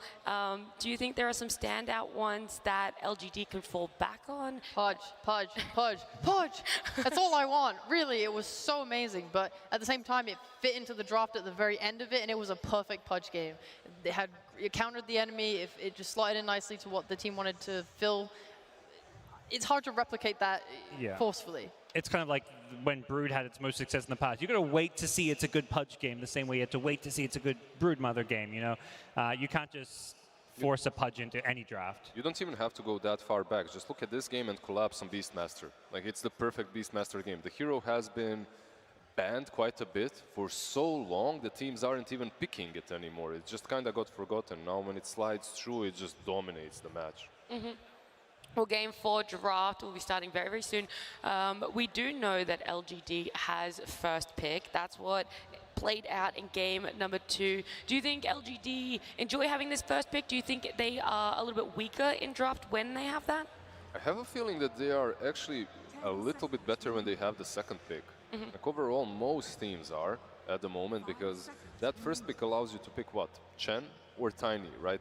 Those are the options. Razor as well, I guess, is the other one LGD do a lot. Yeah, I think throughout this tournament, LGD's first picks have mostly been the DP, Tiny, Razor, and Marcy. So I'm not sure if they want to go for that. Obviously, it depends on bans too. Some teams let through the Chen, some teams let through other heroes. Puck is actually going to get banned. Is this the first this series, I think? In first phase? In first phase, yes. Yeah, I think it kept getting ignored. So I want to check that while Lizard gives me some random thing about it. It either just gets ignored or you pick the Tiny instantly, and then the Puck is kind of... The team that can pick Puck has to think twice about it, as it's picked in a bit of a rougher matchup. Earlier today, though, Spirit, in their series versus Aster, I think they confidently picked the Puck into the Tiny. So they did, and they dominated with it as well. So it can be done. It's not the end-all, be-all counter pick to the Puck, but it's probably the best out there, plus the Lone Druid, perhaps. It is the first time we're seeing in the grand final a Puck first phase ban. Do you think that that leads to something that Spirit might be trying differently, a different play style, something that they're afraid LGD will be picking up in that last pick of this first phase? To me, I think it's them looking at what LGD have won. They're trying to get ahead of LGD because they're going to look back to the game they lost. That's the game where LGD played the Puck. So I think they're maybe just, trying to think 2 steps ahead of LGD, thinking, okay, they're going to try and 8-pick a puck here in the first phase and then ban out some of the counters to it. That's my read on it, at least. Well, a lot of heroes just got through, though. I'm actually quite excited. We see there's a Chen in, a Dazzlin. There is the Phoenix in that was banned earlier against Spirit. There's a DP in as well, right? Like you have just so many heroes. Yeah, they could do a Marcy combo as well. I don't think LGD will go for anything like DP because they already have that style of hero in the Razor. But for Team Spirit, I wouldn't mind seeing like Chen, DP, round that up with a nice little shaker, and you already have an incredible opening. I guess the issue is LG have shown they're pretty comfortable playing it at Chen. They've beaten it multiple times now. You know, they maybe second pick a Crystal Maiden again against the Chen. So I think Spirit's in this kind of tricky position where it's like, we need to either pick the Chen or pick heroes that are good against Chen because a Chen plus Razor opener is incredibly strong. Yeah, the same can be said, exactly like you said. This Chen DP Shaker, same can be used on PSG.LGD. They can get those heroes, but yeah, Team Spirit. Even though Chen has lost in a couple of games today, they still go for it. I'm just worried that Spirit give away something like Marcy to pair with Razor because that duo has been extremely powerful. The rebound movement speed given to Razor, including the lifesteal that amplifies what he gets back from Static Link, they are really scary together as a duo. Which one do you like more, Sheep?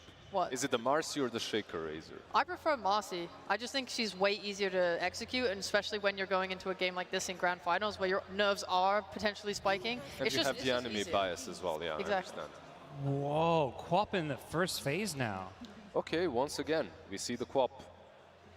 Do you think that's coming back from the confidence of Game 2? Or why a first phase Quap? What does that add? What value is that? Well, they did win with it, right? It works, so...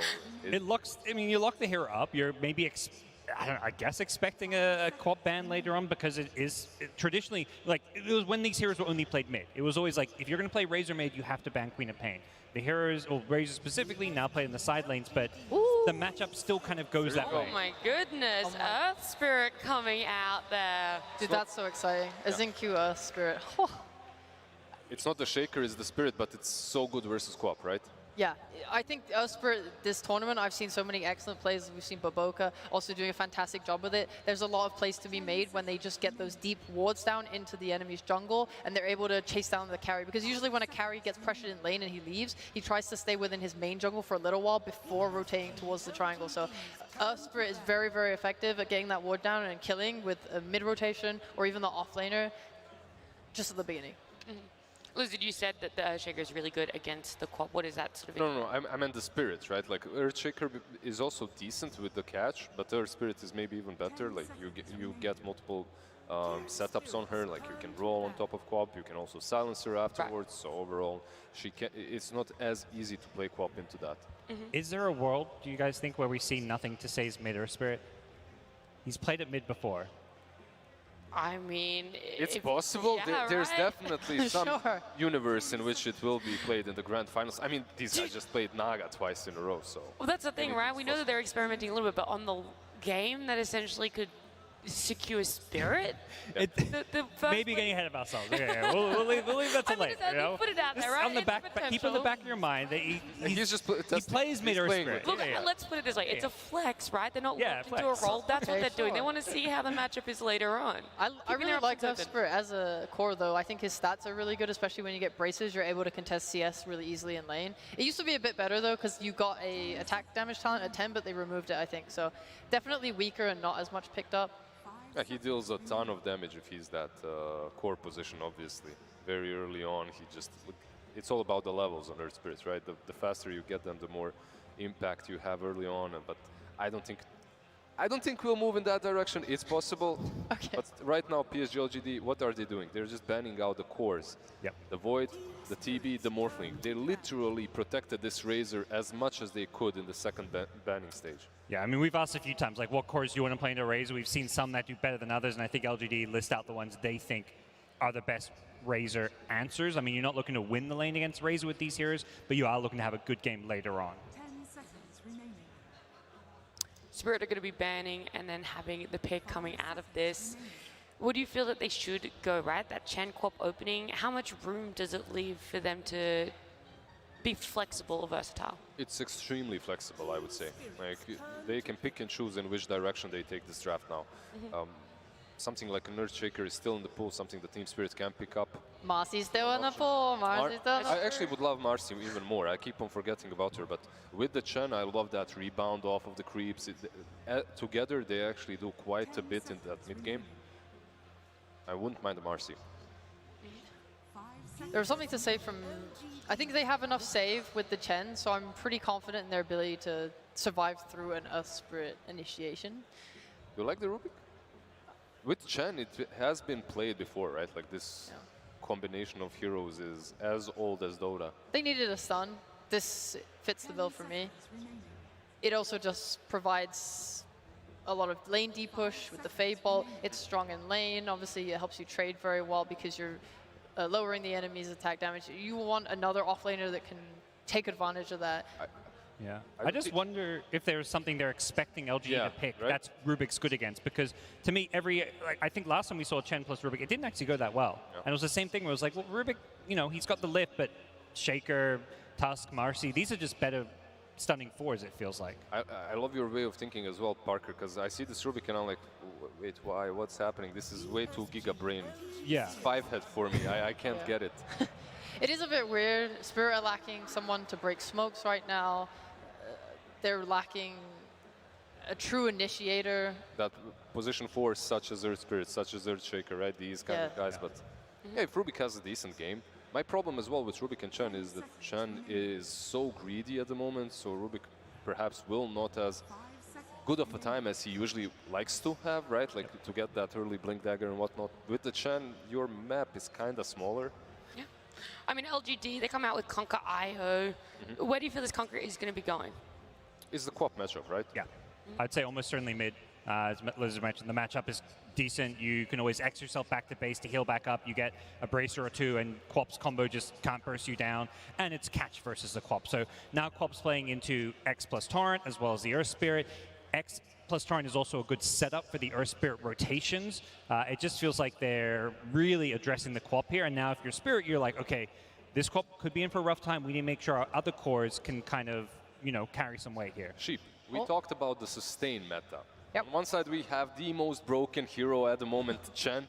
On the other, we have Rum and the bouncy ball. Which side is stronger in this way? I was thinking about it a different way. Ways that I've seen Kunkka utilize very heavily, especially with a lineup like this with the Earth Spirit and the Razor who want to keep running and rolling and going, is you don't have to return to base. You have the X mark, so if you have an item that you need to get or you're low on health, you don't give up your space on the map. You can just quickly go back, and I think that is really powerful. They have the same power through the IO. Does this have to be a Bloodseeker ban now? Actually, from Team Spirit, not from PSG.LGD, obviously. Why? Why do you feel like it would be? I'm thinking... Protect the Bristle, I guess. Yeah, yeah, exactly. And we haven't touched on the Bristle too much. It feels like just like a safe carry pick. It's not something that's going to dominate the lane, but it's going to come online in a very strong way in the mid game. With that said, Bristle at this tournament has been one of the weaker performing heroes. This hero's kind of just struggled in general. Teams seem to have figured out at least a bit of how to deal with it. There's a very good hero, and that is Doom. I have loved Doom versus Bristle. The Infernal Blade doing percentage-based damage, the Doom that just... You get the Ags, you can break him, there's a lot of options there. You're playing against a Chen, you can eat his creeps. I like that Doom gained a lot of armor over quite a lot of patches, so now he is pretty decent at this laning. I think he's great. Okay, so you guys like Bloodseeker, and you liked Doom as potential counters for Bristleback. They ban out the Ursa, though, so potentially one of those two is essentially going to have to get through, right? Yeah. You need a tank killer right now on LGD. Yeah, we'll see. Both of these calls, I really like the Sheepo's call as well. It's a hero that has been played into Chen quite a bit recently. So it would also be kind of fun to look at PSG.LGD and the playstyle that they could bring with the Doom, as it would pretty much be Entity, right? Like if they pick the Doom, this would be Entity's draft on the LGD side. As far as IO goes, are you feeling like they need an IO partner, like a classic IO partner, or is it just like, hey, we've got an IO, it's going to be, you know, giving us sustain? What partners are we looking at? There's Luna, there's a Sven, there's a Gyro, right? Like of these classic ones, at least, old school ones. Is there something different? Doesn't feel like people really play with classic IO partners anymore. Actually, there is one hero that's played against Bristle in the Chinese region that's also an IO partner, and that's the Luna. But the Razor's already basically an IO partner if we look at it that way. That's I remember also true. Boom playing through Tour 1 this IO Razor every game for a while. It came out of, there was like a major where someone was playing it over and over again. I think it was Tundra. I think Team Liquid had the same. They would do IO Razor as their like opening 2 picks. Yeah, I really like it.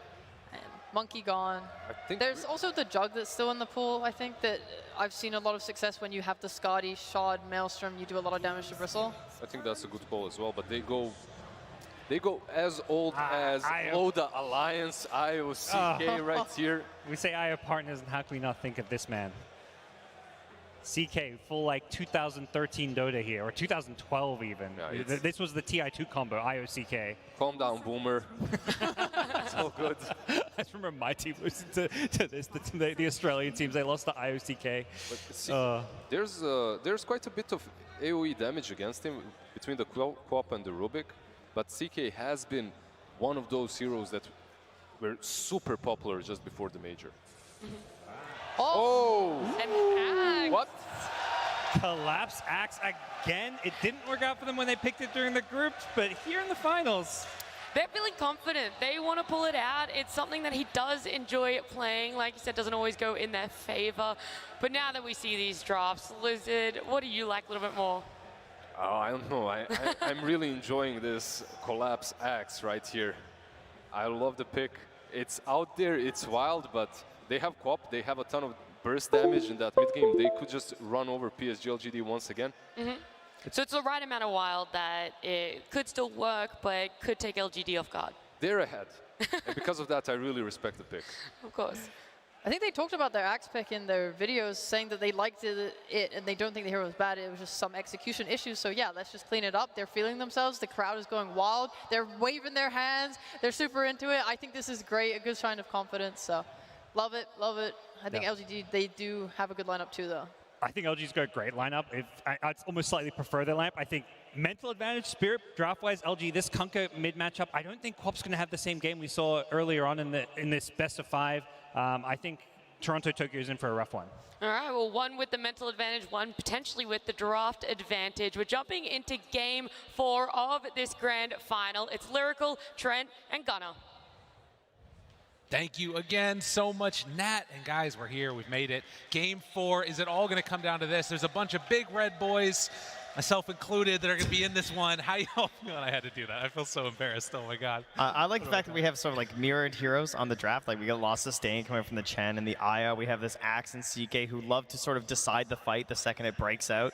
Even the minus armor, Razor Bristle. Yeah. Kind of goes all the way down. Yeah. I'm a little scared. This Queen of Pain was, I think, really late picked in that second game, and this game now they snatched up in the first phase. Not really a contested hero these days, but I think they're really confident in the Razor matchup. I think they used it to great success. They would pretty much use Sonic Wave to break Link every fight, kind of push it peers away. It also gives them a lot of team fight to back up the Chen. How's her game going to be impacted, though, versus the Kunkka now instead? Yeah, the big difference was when he was versus Coddle, who generally give free lanes to the enemy mid. And he was able to actually pressure the Coddle out of the lane, which was really surprising. But yeah, Kunkka, one of the better heroes versus Quop. Either will just pressure him down with the Tidebringer, or he can regen every 80 seconds with X and teleportation. So I wouldn't be surprised if mid actually goes pretty in the favor of Nothing to Say this game. Well, certainly very well versed on this hero.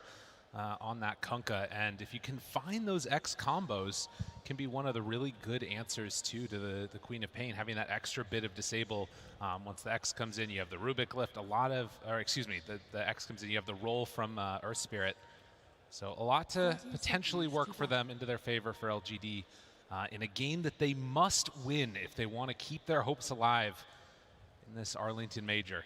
I feel like so many of us, though, are just looking to collapse and just thinking they went for the Axe. You know, the confidence there, feeling it. I mean, he keeps coming out, waving his arms for the crowd. They keep giving the love back. So I feel like, the crowd picked this Axe this time. That's right. When the dunks come out, I expect very loud cheers. He is using Axeless Axe as well, so, gotta be ready. The people love it. That's true. I'm a lot more confident with this LGD draft compared to the last game. They have kind of catch on 2 of their cores now, as opposed to none of their cores had catch really outside the Naga, who doesn't really want to show up. So the Kunkka can make plays, Chaos Knight can make plays. They can also set up Kunkka IO, very classic. The X lasts long enough for a relocation from the IO to connect to plays, so they're actually have the ability to take fights as opposed to kind of hoping for this mid-tier 1, and when the mid-tier 1 never came, then they didn't have a game. Yeah, I think it's going to be interesting to see how Yataro's game plays out as well. Like last game, he got to be so greedy, but this time probably going to be involved a little bit earlier. And then you're trying to be this front line. You're trying to break up these engagements that LGD are playing. Otherwise, you know, you're not really playing Bristle. I don't know. It doesn't look like this like dominant Bristle game that we're so used to seeing, where he has some like crazy good combo with, and this time just relying on the Chen for the sustain. Already, Collapse takes a couple punches there. Ame able to force him back. A big wave getting together, but you can already see the Rubik. Mira trying to connect it in, and Y able to play a little bit of intercept there. So the creep waves are kind of going to meet in this strange limbo area, and the range creep even being left behind that one too. The one thing exciting is when you pick stuns, you can actually kill in your lane, so I think these lanes are going to be a little more exciting. Kind of everyone has kill threat. More so in this top lane, I think we actually are probably going to see a kill in the next minute or two, just based on all the trading that's going to go on, the IO sustain with the headdress, and someone's going to get too low at some point. Tokyo gets clipped there by the Torrent and has not really been able to throw out many of these daggers for that regen either. Trying to get into that bottle as quickly as possible here. Yeah, falling behind on a Queen of Pain kind of feels bad. You hit the bottle and reset, but even Kunkka just will reset the lane better. He also buys his bottle on Nothing to Say a little earlier, so Toronto might not even get the water rune by the time he has bottle. Jeez, I tell you, someone was having a really bad time. So Poshka started out there with a Holy Persuasion. Now just has to grab a range creep because like they have so many blocks, body blocking the small camp, sentry on the other camp, and then not even giving him a chance to get anywhere near any of those other creeps. Of course, just higher levels there too. Makes them less valuable, and across all of the lanes right now doing really good, and particularly as you mentioned mid, where it's 13-2 for the Kunkka versus just 7 last hits on Toronto Tokyo, although the wave is pushing under him, so he'll get a couple here, but definitely not going the best. I mean, even already, it's 400 gold advantage for the Kunkka. It's just 2 minutes in the game. He hasn't started farming his small. He hasn't gotten to level 5, where that's when Kunkka starts taking off, so it's going to be a little scary. If an early BKB on the Kunkka lets him just walk into 5 heroes. But look at that. Some creeps getting sent out, and that might be a stack eventually. Yeah. But Poshka's going to go down. He was microing, you know. He's Q ends up dropping, but that's something I haven't seen in a while. The range creep to stack. Yeah, meanwhile, the micro of the courier as well. Poor little guy running the whole way across the map just for that ring of health. Shows you the difficulties of getting to that secret shop on the bottom side as Yatoro chasing the tree line, stunned up. Rolled in and killed. So LGD in this bottom lane putting on that pressure and killing off both the heroes, but the maybe long game from the economy could end up coming out to favor Team Spirit if they can not lose too many heroes in the laning stage. We did see LGD take down the Spirit Chen in the upper bracket finals, so they kind of already were confident versus this. Even though Spirit shows that they still feel strong about it, they still feel it's good, they take it in the first phase, LGD have beaten it, and they're showing that they're going to beat in the lane again. Oh, Zinq, imagine. Almost able to get the ring of health. That would have been such a disaster for Yatoro in the bottom lane. Came very close to sniping that courier out. And, I mean, still, you look at all of the lanes, and all of them are in the lead right now for LGD. But with Collapse having his ring of health done, is going to try and pull this wave through and sort of dodge the laning, but yeah, building up these stacks, just going for one at a time now. Anytime your lanes go kind of bad and you're a Chen, it worries you a little because you know you need to make early moves. This hero doesn't scale well unless he's actually able to pressure the whole game. So maybe his mech's going to be a minute or two slower, maybe the mid tower doesn't get pressured, and his hero starts feeling really bad. He doesn't do anything by himself. He's all about creeps, and when you're behind, the creeps will just die. On the other hand, Zinq, you know, typically you're like, oh, if my lane goes bad, it's not too terrible. I'm an Earth Spirit, but this time, just having a great time. Continuing to block that small camp once again and providing an ease of execution there for Faith Beyond in terms of this Razor. And now the ring of health down there as well. So very stable lanes down bottom with a potential kill threat on the Maposhka. I like the mana burn creep that Maposhka got. It gives a mana regen talent to Toro. So able to spam out the lane, kind of help him not have to worry about this lane too much. And he has so much regen just from everything around him. Yeah, Faith Beyond there might have even tried to go for the Link, but didn't have the mana for it. So burning through that Razor's capability of getting some farm on. But you can see heading on into this jungle here, Zinq interrupting the stacks, and at the meantime, it's also Kunkka building his own stacks in the triangle. Unfortunately for Toronto, Maposhka blocked his small camp with the range creep, and then the small camp killed his range creep. So slowing his game down just a little. And on the other side, nothing to say, stacks his tri-camp 3 times now in that medium camp. So he's going to start getting ahead really fast. Yeah, on the other hand, though, Collapse, right? He'll have that that ancient camp set up for him. Potentially for him, potentially for Yadro. Probably for the Axe to try and get Collapse enabled so you can actually get out on the map. I would think you'd want to give the first round of Ancients over to your Vanguard Axe. Getting a little bit of help from the creeps there. Ame moves over, and instead Mira's just going to redraw aggro for Collapse to get him a wave. And yeah, things evening out a bit across the map. Nothing to say is level 6. I think he can make a rotation to this bot lane. Even though Faith Beyond's low, they feel really strong together in the bot lane. Yadro burning through, doing what damage he can before he goes down. Will he be able to survive through this? The silence is out, but no, barely surviving there. And the best news is that the Bank of Team Spirit is still in full action. They now got another round of stacks inside the Radiant Triangle. I feel like it's like everything they're playing for right now. They're just stacking up creeps in here. But slightly terrifying is that Kunkka and Razor are actually some of the best cores for engaging and fighting around those earlier stacks. IO and Chaos Knight just having the ability to walk in there with this. But this Chaos Knight's having a great lane. Can you imagine if they stole this? Like if they got in here and they fought them, like if they get some vision from LGD. The one dynamic that's interesting though is that it was all done with the range creep, so they might not even know that it was fully going on potentially. It's very easy to lose track of how many of those he's got. And they've basically been fully focused on this top lane, staying in it. You can see now there's 3 heroes of LGD. Ame doesn't really need help in the top lane. It's pretty much just kills in top. So they can just walk bottom the supports pressure with the Razor. He's so strong with the IO. Yeah, easy kill. 3-0 for LGD. This was a combo that was picked, I think, in the DPC and maybe at the start of the major where they would just pick IO Razor. Razor would go carry. I think Tundra was popularizing it a lot. It gives you a lot of sustain, gives you the attack speed. And it's a really nice combo, so they're pretty much just playing it, but with the Razor offlane. The time has come. Yadro with the Vanguard just goes on in and going to try and clear through some of those camps. He has no mana. No, that's a clarity in the fountain. Needs to be back closer to him, I think. This is very anticlimactic. Just He's trying his best. He's going to get there, don't worry, surely. I think it's really interesting they give it to Yadro, though. Like, I know that Collapse is, like, so pressuring everything, but I feel like Axel, you come in, you take these things instantly, and you can actually enable this hero to be this sort of front line. But Yadro just had such a bad laning stage that they don't actually have that option. They can't even get to this point where they really have this big jumper and this super threat of an Axe. They just have to try and get the Bristle back to a baseline of where he's supposed to be. I think it's more just trying to get him out of the bot lane in the most efficient spot, which is these stacks. Normally it'd be the large jungle, but... Passing mangoes, the clarity's there, arcane boots, and suddenly are able to clear through these a lot more quickly as the Ancients start joining in on the fun, and you can see he's just going to accelerate pretty quickly. CK Illusion comes in like, hello. Curious. Collapse. X, they pull him back in, and this good rotation since there's nowhere to go bottom. Ame's coming in. They go on in and take down the Axe. This is a dangerous spot to be in. The roll in from downtown Yadro in trouble. The lift up to silence. The neutrals. Gets denied by the neutrals.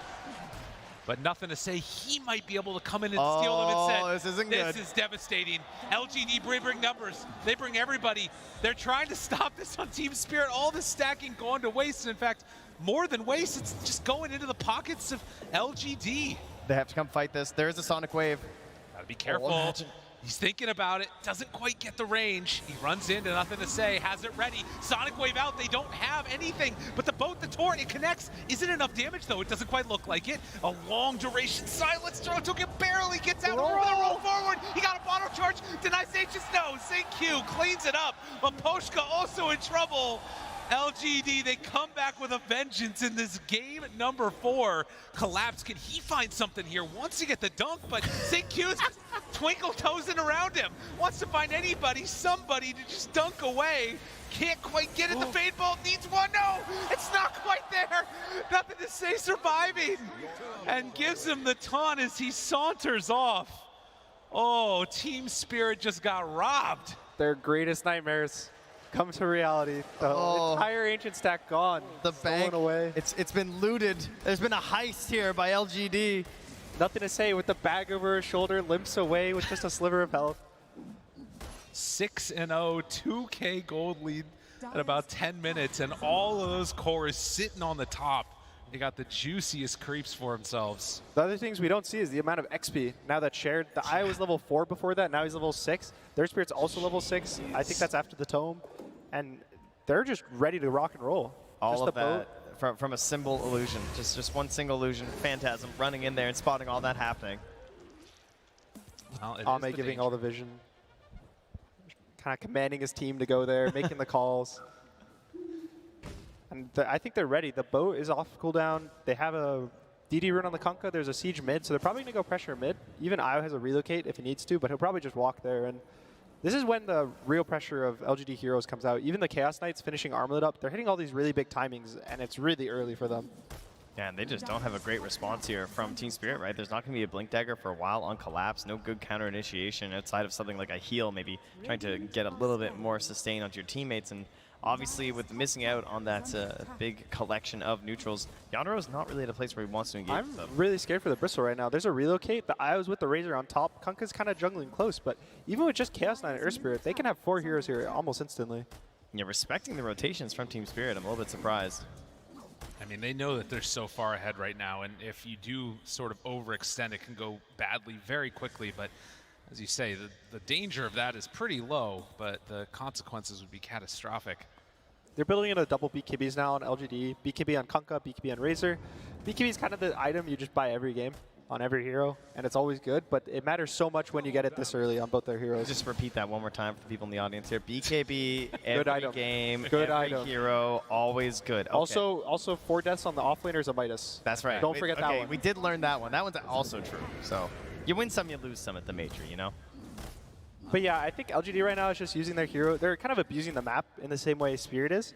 And the reason they're fine with trading 50-50, like both are taking ancient creeps, both are taking the jungle, it's because they know they're ahead. So even if you 50-50, you hit your timings faster. Good stun. Yadro just getting absolutely chunked there by Ame. Reload. They're reloading in. Yadro TP's out immediately. Xingqiu rolls, can't quite get there.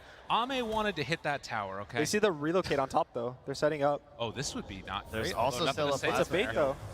They move on in, boat down onto the back line. Zamira caught, has a steal if he wants to use it, pulls back in Io, stun. They have enough damage. Yadaro is right in the midst of all of them. Starting to stack it up, but with Collapse already dead, Sonic Wave, it's not gonna be there. Why just heals everybody back up? The Chen heal is looking pretty good. Ame, he has dropped very low though, and Toronto Tokyo cleans it up with a double kill. Maybe this is better than I thought. The plasma field hit onto both of them. LGD, they're in too far. We've seen this story before. How did it go so wrong? The sustain from the Chen, he just picked up the mech, he got the ult off, and it's just so much healing over time on everyone from Spirit. Their damage is so low on LGD. Once the boat run comes out, the damage just looks so much higher from Spirit at that point in the fight. Maybe we're seeing why they didn't want to take that chance earlier, but take the fight on the return from the relocate and get punished. And suddenly, Spirit, they've got a way back into this after it was looking pretty rough for them. Yeah, perhaps the only downside is that Collapse does fall, so not progressing towards that Blink Dagger that they need, but Yadro surviving is certainly the big one. He's trying to find his way into this game.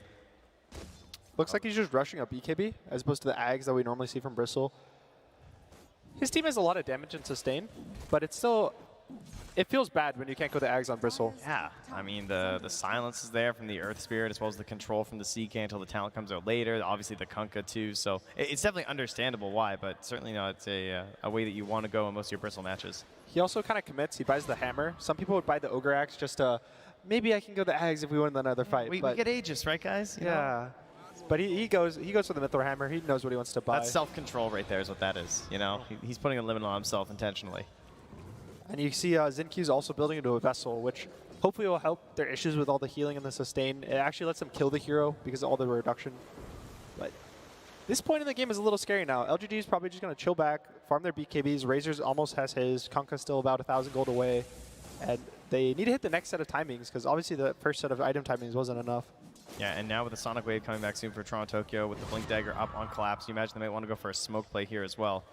Try and grab a quick pick. They have great vision in that dire jungle right now, seeing the duo of Razor and Io farming it up. I like the way they play this co-op with the Chen. I think you can understand why they first phase both of them. They use a Sonic Wave just to reset the fight. It's kind of a stun in a sense, where it pushes them back for a second, delays the fight, lets the Chen heal over time, kind of go to work, lets him get in position to mech. And at the end of the fight, Quap does a lot in chasing. She has a blink, she has her dagger. Her damage over time is relatively good, but it's really good when you have 1,000 more health just on every one of your heroes. Yeah, the heal really turned all that around for them. They see them both, and Team Spirit hunting through the forest. Blink Faith dagger on Beyond the axe. Y, they're ready. Call there immediately. Follow up onto Faith Beyond. Can they get out with any of them? Y dead. Sonic Wave pushes them to the high ground. The boat looking for a turn, but this fight already looks pretty rough, although it might be good. Nice stun. Roll in, round 2. Can they do it? Faith Beyond still living through this, but collapsed. He doesn't get the dunk, but he does the damage. Will it be enough? They're showing up late to this with Yatoro, but it will be there to kill off Faith Beyond. Ame, the one that's left alive, and there's only 2 for LGD. Team Spirit, again, they sustain through this fight. They take down the IO, and then they take down 3 more. This Kunkka just looks thin as paper in these fights. He's not lasting past the initial boat run. Just getting absolutely torn apart by just physical damage, like quills. I feel like the last couple of times we said LGD, they just need to sit back and chill and wait and all that stuff, and it's true. A couple of times I feel like now either been baited into a fight or just been forced into bad ones. Nice blink timing by the axe. He gets the IO. He survives just a little bit longer, and he maybe gets that Holy Locket off. Oh, meanwhile. Back in the land of the world here. Zinq goes in, kills off 1. Toronto Tokyo forced to blink away, so LGD come back with a little bit of a vengeance here. Yeah, collapse though. Got to be careful. The big jump, if they can get a call, and you can see LGD, they split up immediately, but that leaves one alone. Big save. Tries to do it. Why? Gets him relocated out. Nicely played by LGD. The boat, the torrent, it connects onto Collapse. He might be too far forward. The link is there. Collapse in trouble, starting to die, but he barely walks away. Zinq, he wants him. The silence, but he's not dying. The urn charge, the roll, he's able to dodge it. The other side of the fight, they can't quite get him. Cole He's out of urn. Dodging. He isn't going to get him. Collapse still juking, jiving, getting away. Oh, Collapse Twinkle Toes. Oh, they sacrificed Mira in the back line, though, but they'll take it to keep Axe alive and going here. Immediately back to farming. Is under a ward right now at very low HP, though. The biggest concern for LGD is they need to get a kill within the X stun right now. It feels like the Razor isn't strong enough to be early in the fights. He just got his BKB on the Kunkka. So it kind of ends up being, he boats, they blink away because of all the healing of Chen, and then once the fight's reset, Spirit's always in the lead. God. And again, you can see the good play relocating out by Y, Faith Beyond out there. This is the Bristle game, right? Like the way that he's playing these fights, he's forcing him to split, and then Collapse gets to choose his moment. Even if they get the reload save, that's one of the beautiful things about the Axe, is that it is a a shorter cooldown initiation. It's a bit of a commitment, of course, but it's not like he's then worthless for like 2 minutes or something. So unfortunately, I think nothing to say, missed the Tidebringer hit on the Axe. Yeah. So he limps away with just a sliver of health. It was really close to being okay, but even if they get the Axe, it doesn't feel amazing. You're going to lose the Earth Spirit, maybe even they get chased down. The only reason that Team Spirit feels the need to walk up and walk away is because the Axe is surviving. Koshka there, you can see constantly talking with his team, keeping them in good spirits, and very little separating these two squads. Axe has his Blink Dagger. It's going to take a little while as he's fallen somewhat behind to get into that next item, but the Chen is making up for it. And LGD, they make the call. It's time to take this tower, shut down some more of the map, because they've lost their own already. They do have a great ward right now from Team Spirit on the other side of the river, so Collapse sort of keeping an eye on what they're up to, but just going to grab the wave, pull it over, and they're going to move their way towards that Roche pit and see if they can take over the top half of the map. Another big timing is going to be this Refresher for Faith Beyond. It'll actually let him kill heroes.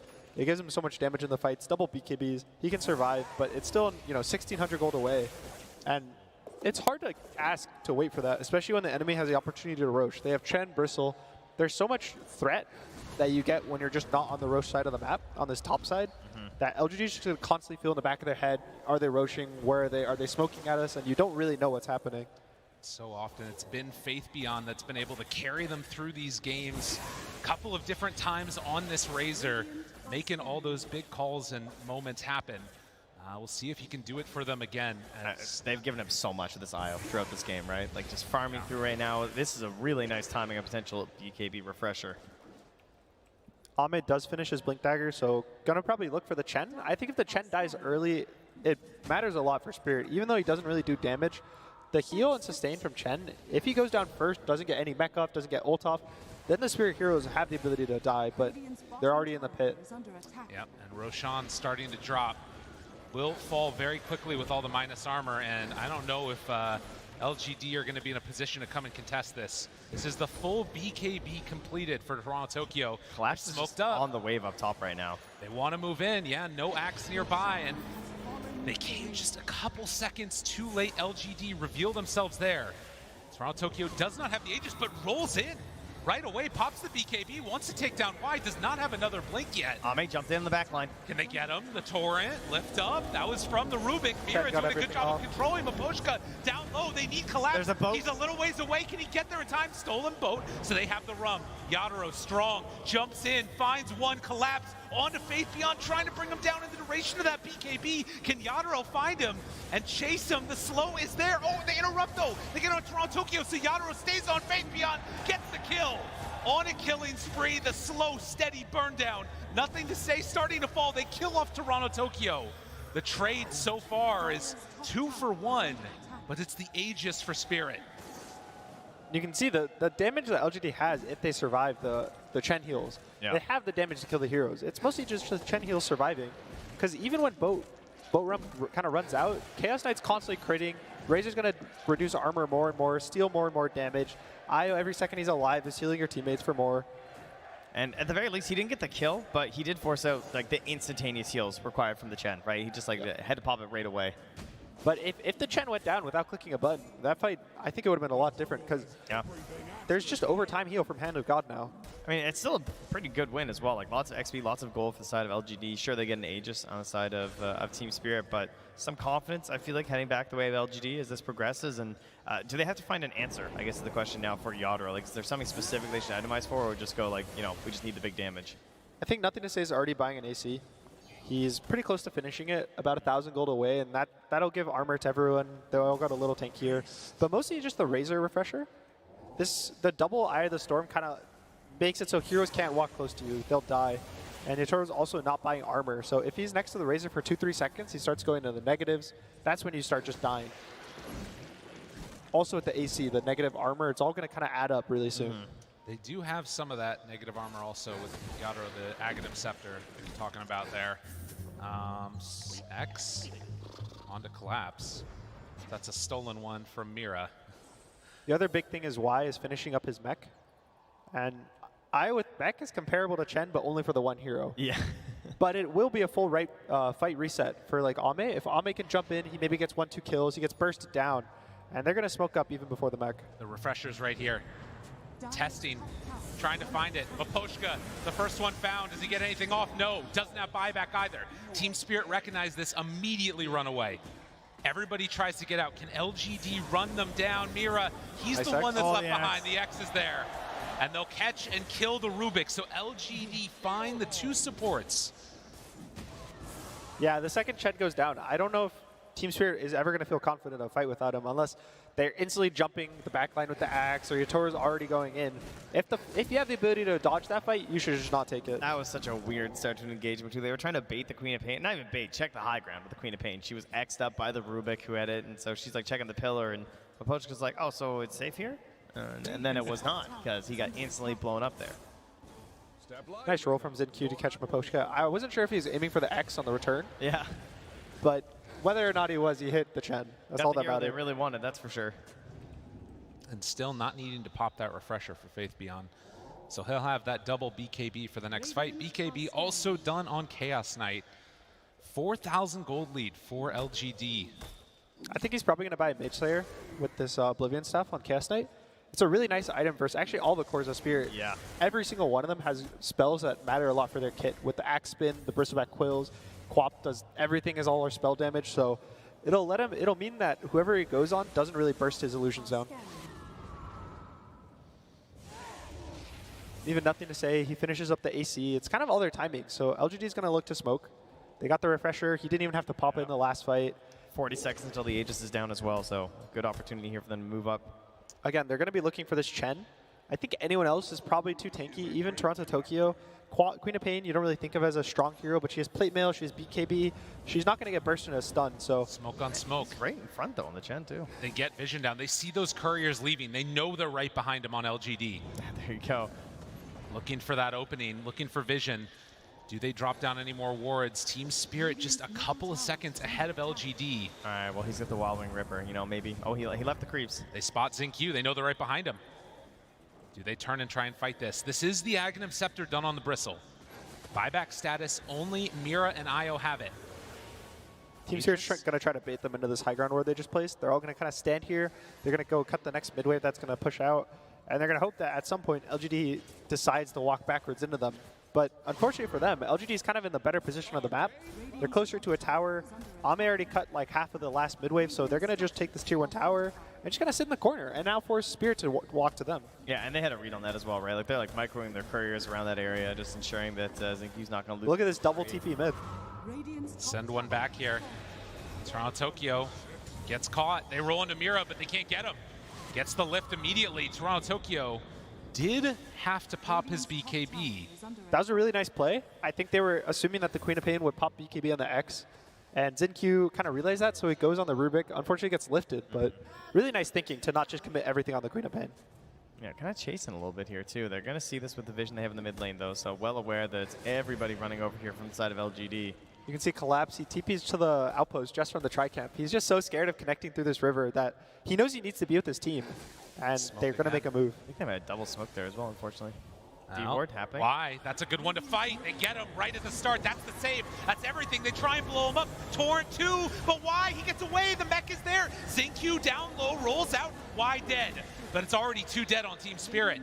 They're putting a lot of faith in the Aghanim's Bristle to Sonic Wave just the IO, saying that's our big damage now. They caught the quad. And with no BKB, that's a little bit of a problem. Can they bring her down? Gets the blink out and trying to escape from that. The Tidebringer connects, does have another blink up in a second. And Toronto Tokyo goes north. Pretty sneaky. Just a little, like not enough damage for this IO. He gets the Holy Locket off. He didn't have the mech in the fight. So next fight, it's going to be even more healing. That's actually terrifying. Man, LGD definitely found their mojo after not picking Naga Siren. These fights are going to be... Yeah. These fights are a little weird right now to kind of see how they'll play out. There's different timings for the fights. The first like 10 seconds during this boat run, amazing, great for LGD. They got to win the fight there. Then run.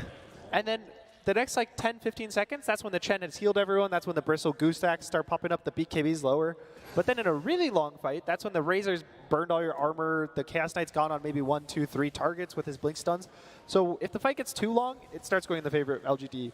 So Spirit need to find this sweet spot where they go in after the rum, but before they've taken too much damage. All while keeping Mahoshkas nice and safe. Kite, yeah, just all you have to do is that. Yeah, that's it. All right, perfect.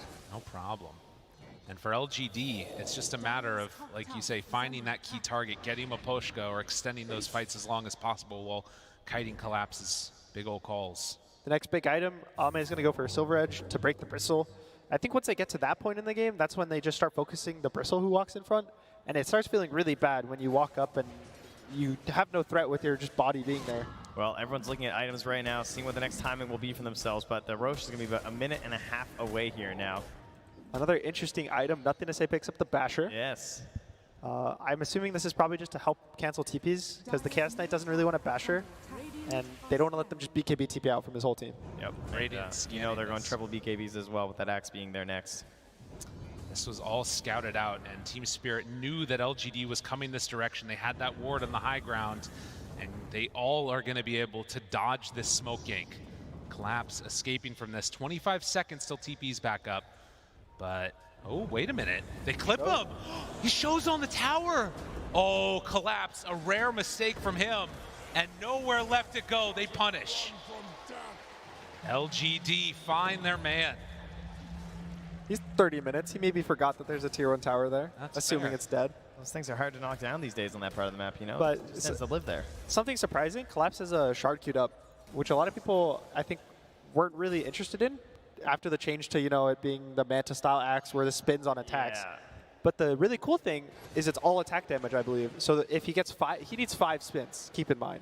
Okay. But if he gets 5 spins on the Razor or the Chaos Knight, they start doing 100% less damage just to the axe. So he becomes very tanky, but the Blade Mail will still reflect full damage.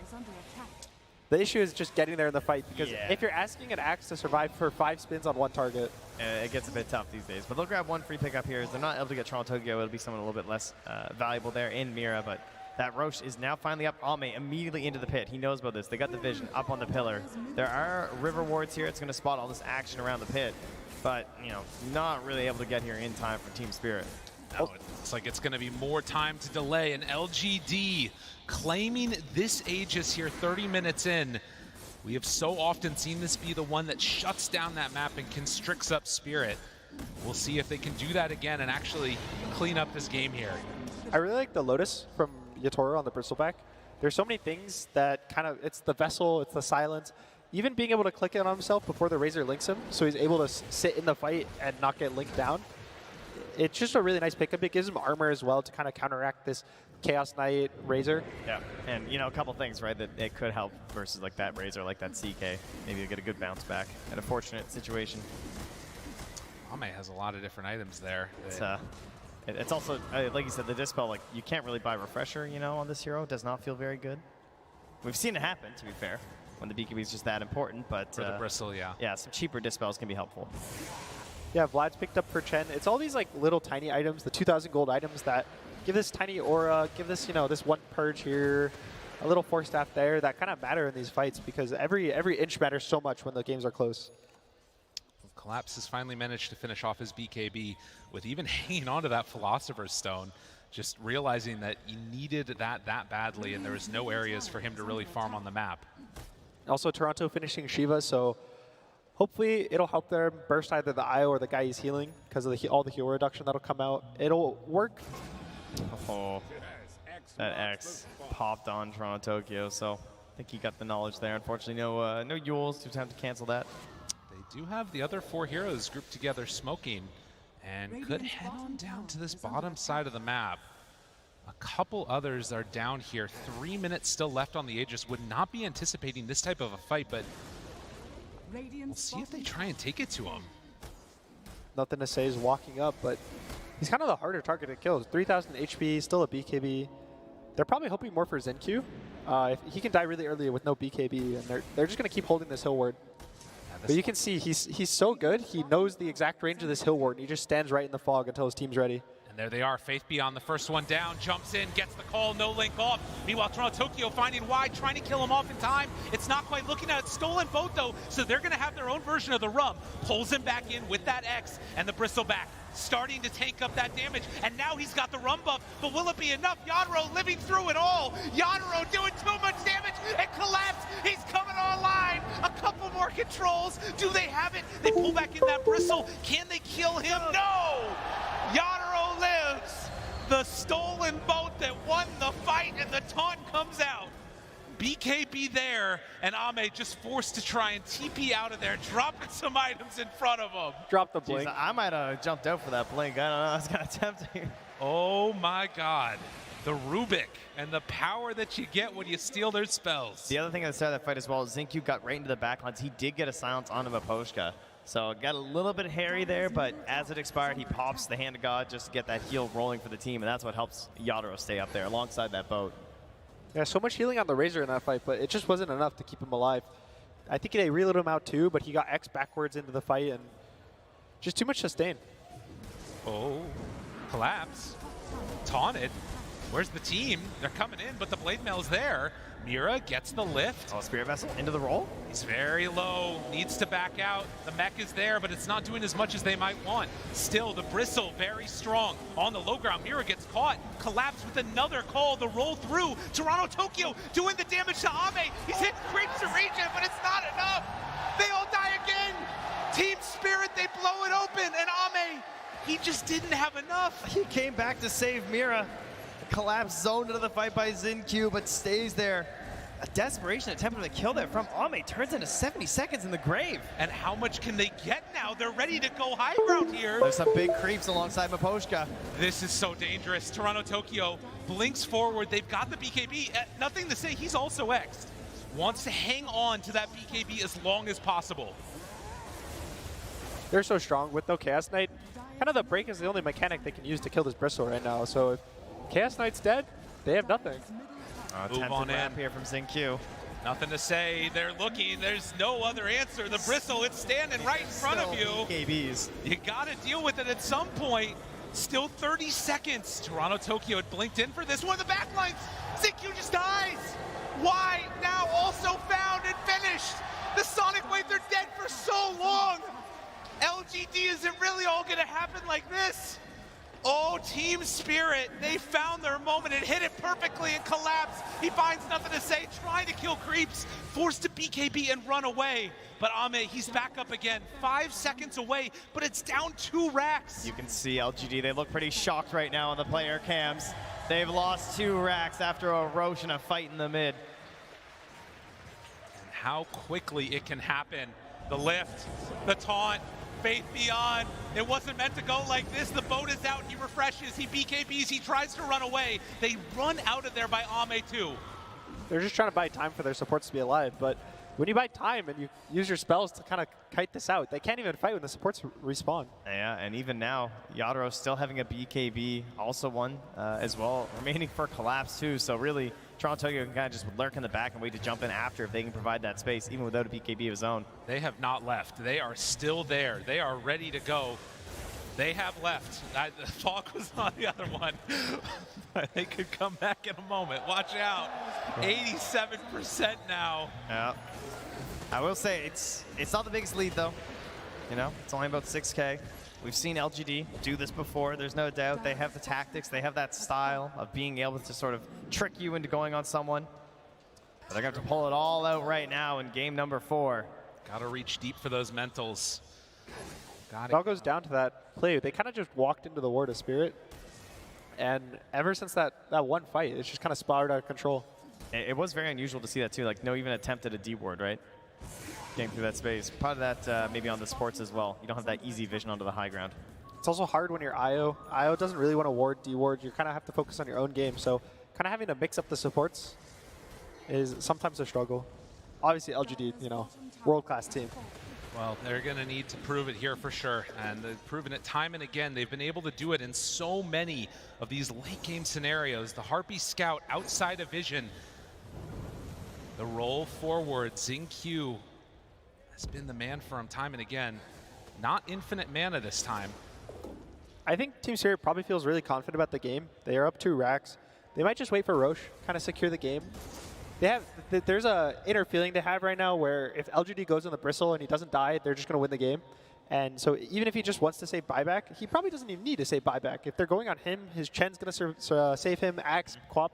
They have so much counter initiation and disengage that they can kind of just stand in front and just wait for the Roche. And there it is, the refresher, the double jump, double BKB. Well, you don't have to refresh dunk unless you blow it, so at least you got that as well. The smoke up, they're not going to be ready for this. They've got all the vision. We've seen it before, but Collapse, he's the one that's under their ward, so now they spot him. They go, Ame jumps, where's the target? Maposhka at the start, a 4-second stun, it's pretty good. The lift up dead, no buyback on the Chen. That's huge. Can they do it? LGD, do they fight for more? But Collapse, he might be able to find him. The slowdown is there. XingQ saved by Y. LGD, they're fighting through this as good as they possibly can. Oh, that's tough though. But they pull him back in. Ame finds Collapse. They jump in. Toronto Tokyo has him. He's left alone again. Ame buys back immediately. Nothing to say. Tries to run. Collapse. He has round 2 here. Looking for another call, but the jump forward. Toronto Tokyo takes down. Nothing to say. Collapse finds them all, trying to survive through this. It's not looking good. Team Spirit, they went too far. It starts with an IO saving the support. It doesn't look that good. They continue to chase. They're running right through just vision. They're chasing. They see so much. It looks like it's going to be free to chase down LGD, but they find that damage, and without the saves being there, that initial kill onto the Chen, they couldn't get as much of their plays here out of Yadro. Unfortunately, it's a kind of later spawn. I think it was 2 minutes on the Roche, so it won't be up until all of Spirit have respawned, but... What a big comeback here this was. I love the hesitation at first from Ame, right? He immediately jumps back. Couldn't get the Hurricane onto himself and maybe get back, but probably wouldn't have been enough in the end. Silences in the back line to prevent Rubik with the save at the same time from XingQ. Jumps all the way back, and when it looks like he's about to go down after the Sonic Wave, the save comes through from Y with the mech and the relocate. But then this is what looks so dangerous, because Yadro's still chasing down. This still looks like the typical fight we've had, and they jump right on to Ame and take him down so quickly. There's a really nice BKB cut by Collapse. I don't think Ame was expecting it. It kind of caught him off guard. He dodged the stun, but they get a little too confident. They chase. I don't even know if Ame had a buyback at the very end. Even just the Razor and the Earth Spear might have just cleaned it up. Yeah, and even able to just get that Spear Vessel down there one more time onto the Bristleback. Helped cut him through. That power of that Razor when you get the refresher and you're left alone. Faith Beyond making the plays for his team yet again. Yeah, painfully though, waiting inside this Roche pit. Like, come on, where is it? Spider legsing through, checking, but they have to give it up. Abyssal is finished on nothing to say. He had it in the last fight, but it's so hard for him. Once the Bristle gets on him, he's so fast. If the second the BKB's out, he's just going to be permanently slowed, and it's really hard for LGD right now. The buybacks are kind of their biggest, I think, especially on the Razor. Either buying back or just never dying, and it's really hard to ask for him to not die. 4,000 gold, all that's separating these two, and the buyback's that key thing that we're talking about here. Kunkka, Io, and the Queen of Pain, a lot more soon to come with the gold. But will they manage to take this next Roche fight? That's going to be the big thing to watch for. Oh, it's an Aghanims as well. God, for the Chen, oh, that'd be super good. I mean, for a lot of these different heroes, to be honest. Yeah, I think it could be almost any of their heroes. Yeah, it really could. Even the Queen of Pain, I think the fights are lasting so long now that 40 seconds, he'll probably get 2 ults off, be able to reset. He can also hold it just to kill the Chaos Knight illusions, but we can all agree not collapse though, right? We're not doing the armor strats on this axe. Well, he would get armor for every Chaos Knight illusion. Mean, That's true. One big call. Battle hunger him up. You know? Yeah, and then they all die, and then the battle hungers go away. That 2 seconds though, he'd have 100-something armor. That's 2 seconds of glory right there. So 40 minutes in, and the smoke up as 5. Now, in this area, Rubik is, well, actually rather, Razor is already in a really good position. Look how close Ame is at 25 as well. Oh, this is kind of painful to fight now. Looking for him. Who they spot, collapse, spots it. Danger, danger. Miro Maposhka back away. Yadaro shows, roll on in. Zinq is far forward and ahead and gets dunked. Collapse finds him. Just a bit too far forward, and that might be enough to maybe even get them Roche. We'll see. Toronto Tokyo, Sonic Wave already out, misses onto everybody. Zoning. Zoning, yeah, just zoning. Making a little bit of space there as they head into the pit. Unfortunately for Zinq, he just finished the BKB. He didn't get it off because he got lifted during the roll, and now he has no buyback for the Roche. They're right back in here. Refresher's still set here on that Razor. Looks for it, but it's too late. Everything's on the ground. That's all in there. They're ready for it. They get the Aegis. Faith Beyond caught. Bullet to save. Why was right there. Can they get back in to defend this? Toronto Tokyo gets the cops the BKB. Trying to chase this fight so separated though. They're just gonna have to send back the IO. No, they come back with both. Faith Beyond's ready to fight. He doesn't care. Goes into all of them. Gets the link on to collapse the BKB, but it's not looking good. He gets torn apart. Oh, they don't even need the cheese. They do have the buyback though if they need it from him. Buyback already came from Mira, and Spirit fully surrounded. Ame dead. 2 minutes on the sidelines with no Chaos Knight.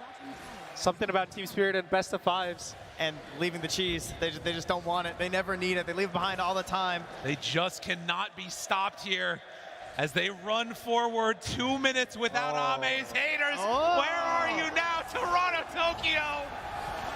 Will not be stopped in game, will not be stopped typing as they run on into the Fountain Dang near. Toronto Tokyo jumps on in, finds nothing to say, brings him down. Chen is gone though. Zinq found the back line. Do they have enough? I don't think so. Toronto Tokyo still very low on mana. Faith Beyond chasing him down, wanting to get that kill, but can't quite get him. Oh, that's an Axe Berserker's call. Big old chunk in, finds Zinq. Toronto Tokyo still lives through all of it. 70 seconds until Ami. Can they wait that long? Yadaro, he doesn't want to play anymore. Trying to finish this off.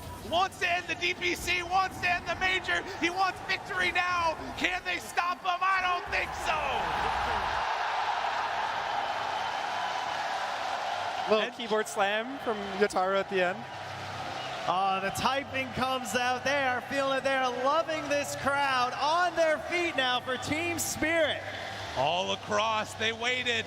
There's only been a couple series that they take them down, but it happens on the big stage. Well, after matching up versus LGD earlier in the tournament, it looked like they might have been figured out. It looked like the draft was getting harder and harder, and LGD crushing every other team here in Arlington. Just like that, ladies and gentlemen, the PGL Arlington Major Champions are Team Spirit!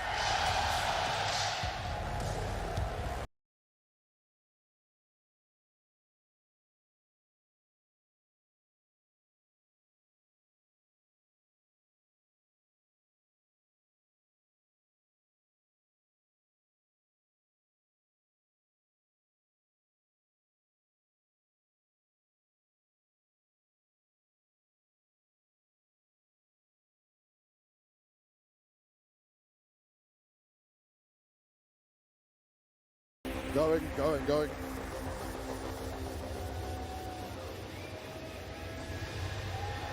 Team Spirit are your PGL Arlington Major Champions.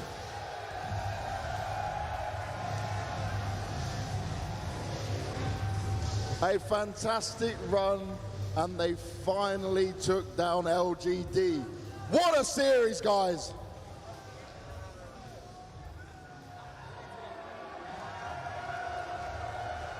We'll let them have their fun, we'll let them enjoy their moment, because this is something special. Get in a photo with them, crowd. They did it at TI, and they've done it here again for the major. Finally winning out in the grand finals. What do you want to say to everyone watching out now? You finally did it. Spirit, spirit, spirit, spirit, spirit, spirit, spirit. I love you guys. It was amazing. It's insane. I love you. You're insane, guys. I love you. Thank you, guys. Thank you. Spirit!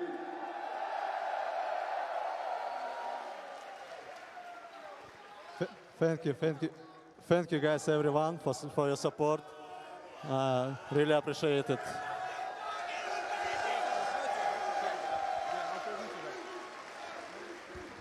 Come forward with me, guys. Come on, let's step into the lights. Come on. Come on forward, guys. You're standing at the back. Bask in this moment. Enjoy all of it. Miposhka, come over here. Come talk to me. I got a question to ask you. You told me you needed a miracle. What was that miracle? That's what happened. It definitely did. Nothing to say. Nothing to say. But you have not, even in this tournament, the past tournament since TI, you haven't got a win. Sorry, nothing personal, nothing to say. All right, I'll skip you then. You move out of the way. Come on, you can come with me, because I know you will actually have something to say on this one. You didn't win a single game against LGD, right? Then you come into this one. You were very confident in the pre-match, even though you didn't want to talk too much.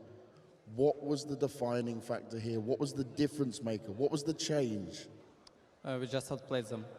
You just outplayed them. Do we agree?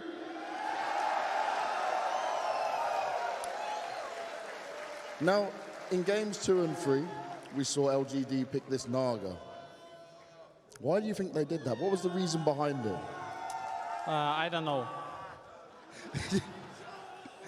They choked. There you go. They might have choked. We'll go with that one. We'll take what you said there, mate. But I saw after game 3 when you were up 2-1, you guys were super pumped up. You were feeling it with the crowd. At that point, did you think you won? Did you think you had that series in your hand? Yes, thank you, crowd, a lot. Your support is super good. Thank you very much. Now, you've won the major, right? TI is not too far away. How important is this win over LGD before going into TI? What does this change for Team Spirit? It is proof what we can win all the time. There we go. Guys, join me one last time. Spirit, Spirit.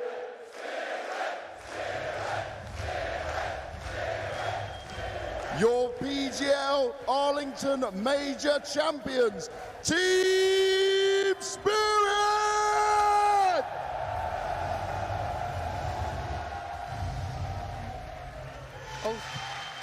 Yatoro, Toronto, Tokyo, Collapse, Mira, and Miposhka. They are your champions. These guys played an insane series today, not only earlier, but then in the grand final right now. Guys, how are you feeling for them, let alone what they're feeling? I'm so happy for them. We covered them through Europeans, the DPC. We saw them go through these struggles. They overcame their problem with outsiders through Tour 3. They have proven that they can now beat LGD again. They are out of this world.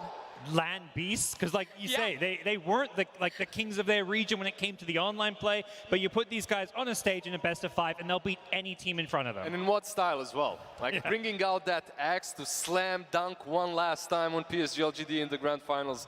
I think they did it with such style. It was insane, and to think that LGD lost more games in this grand final than they did the whole major.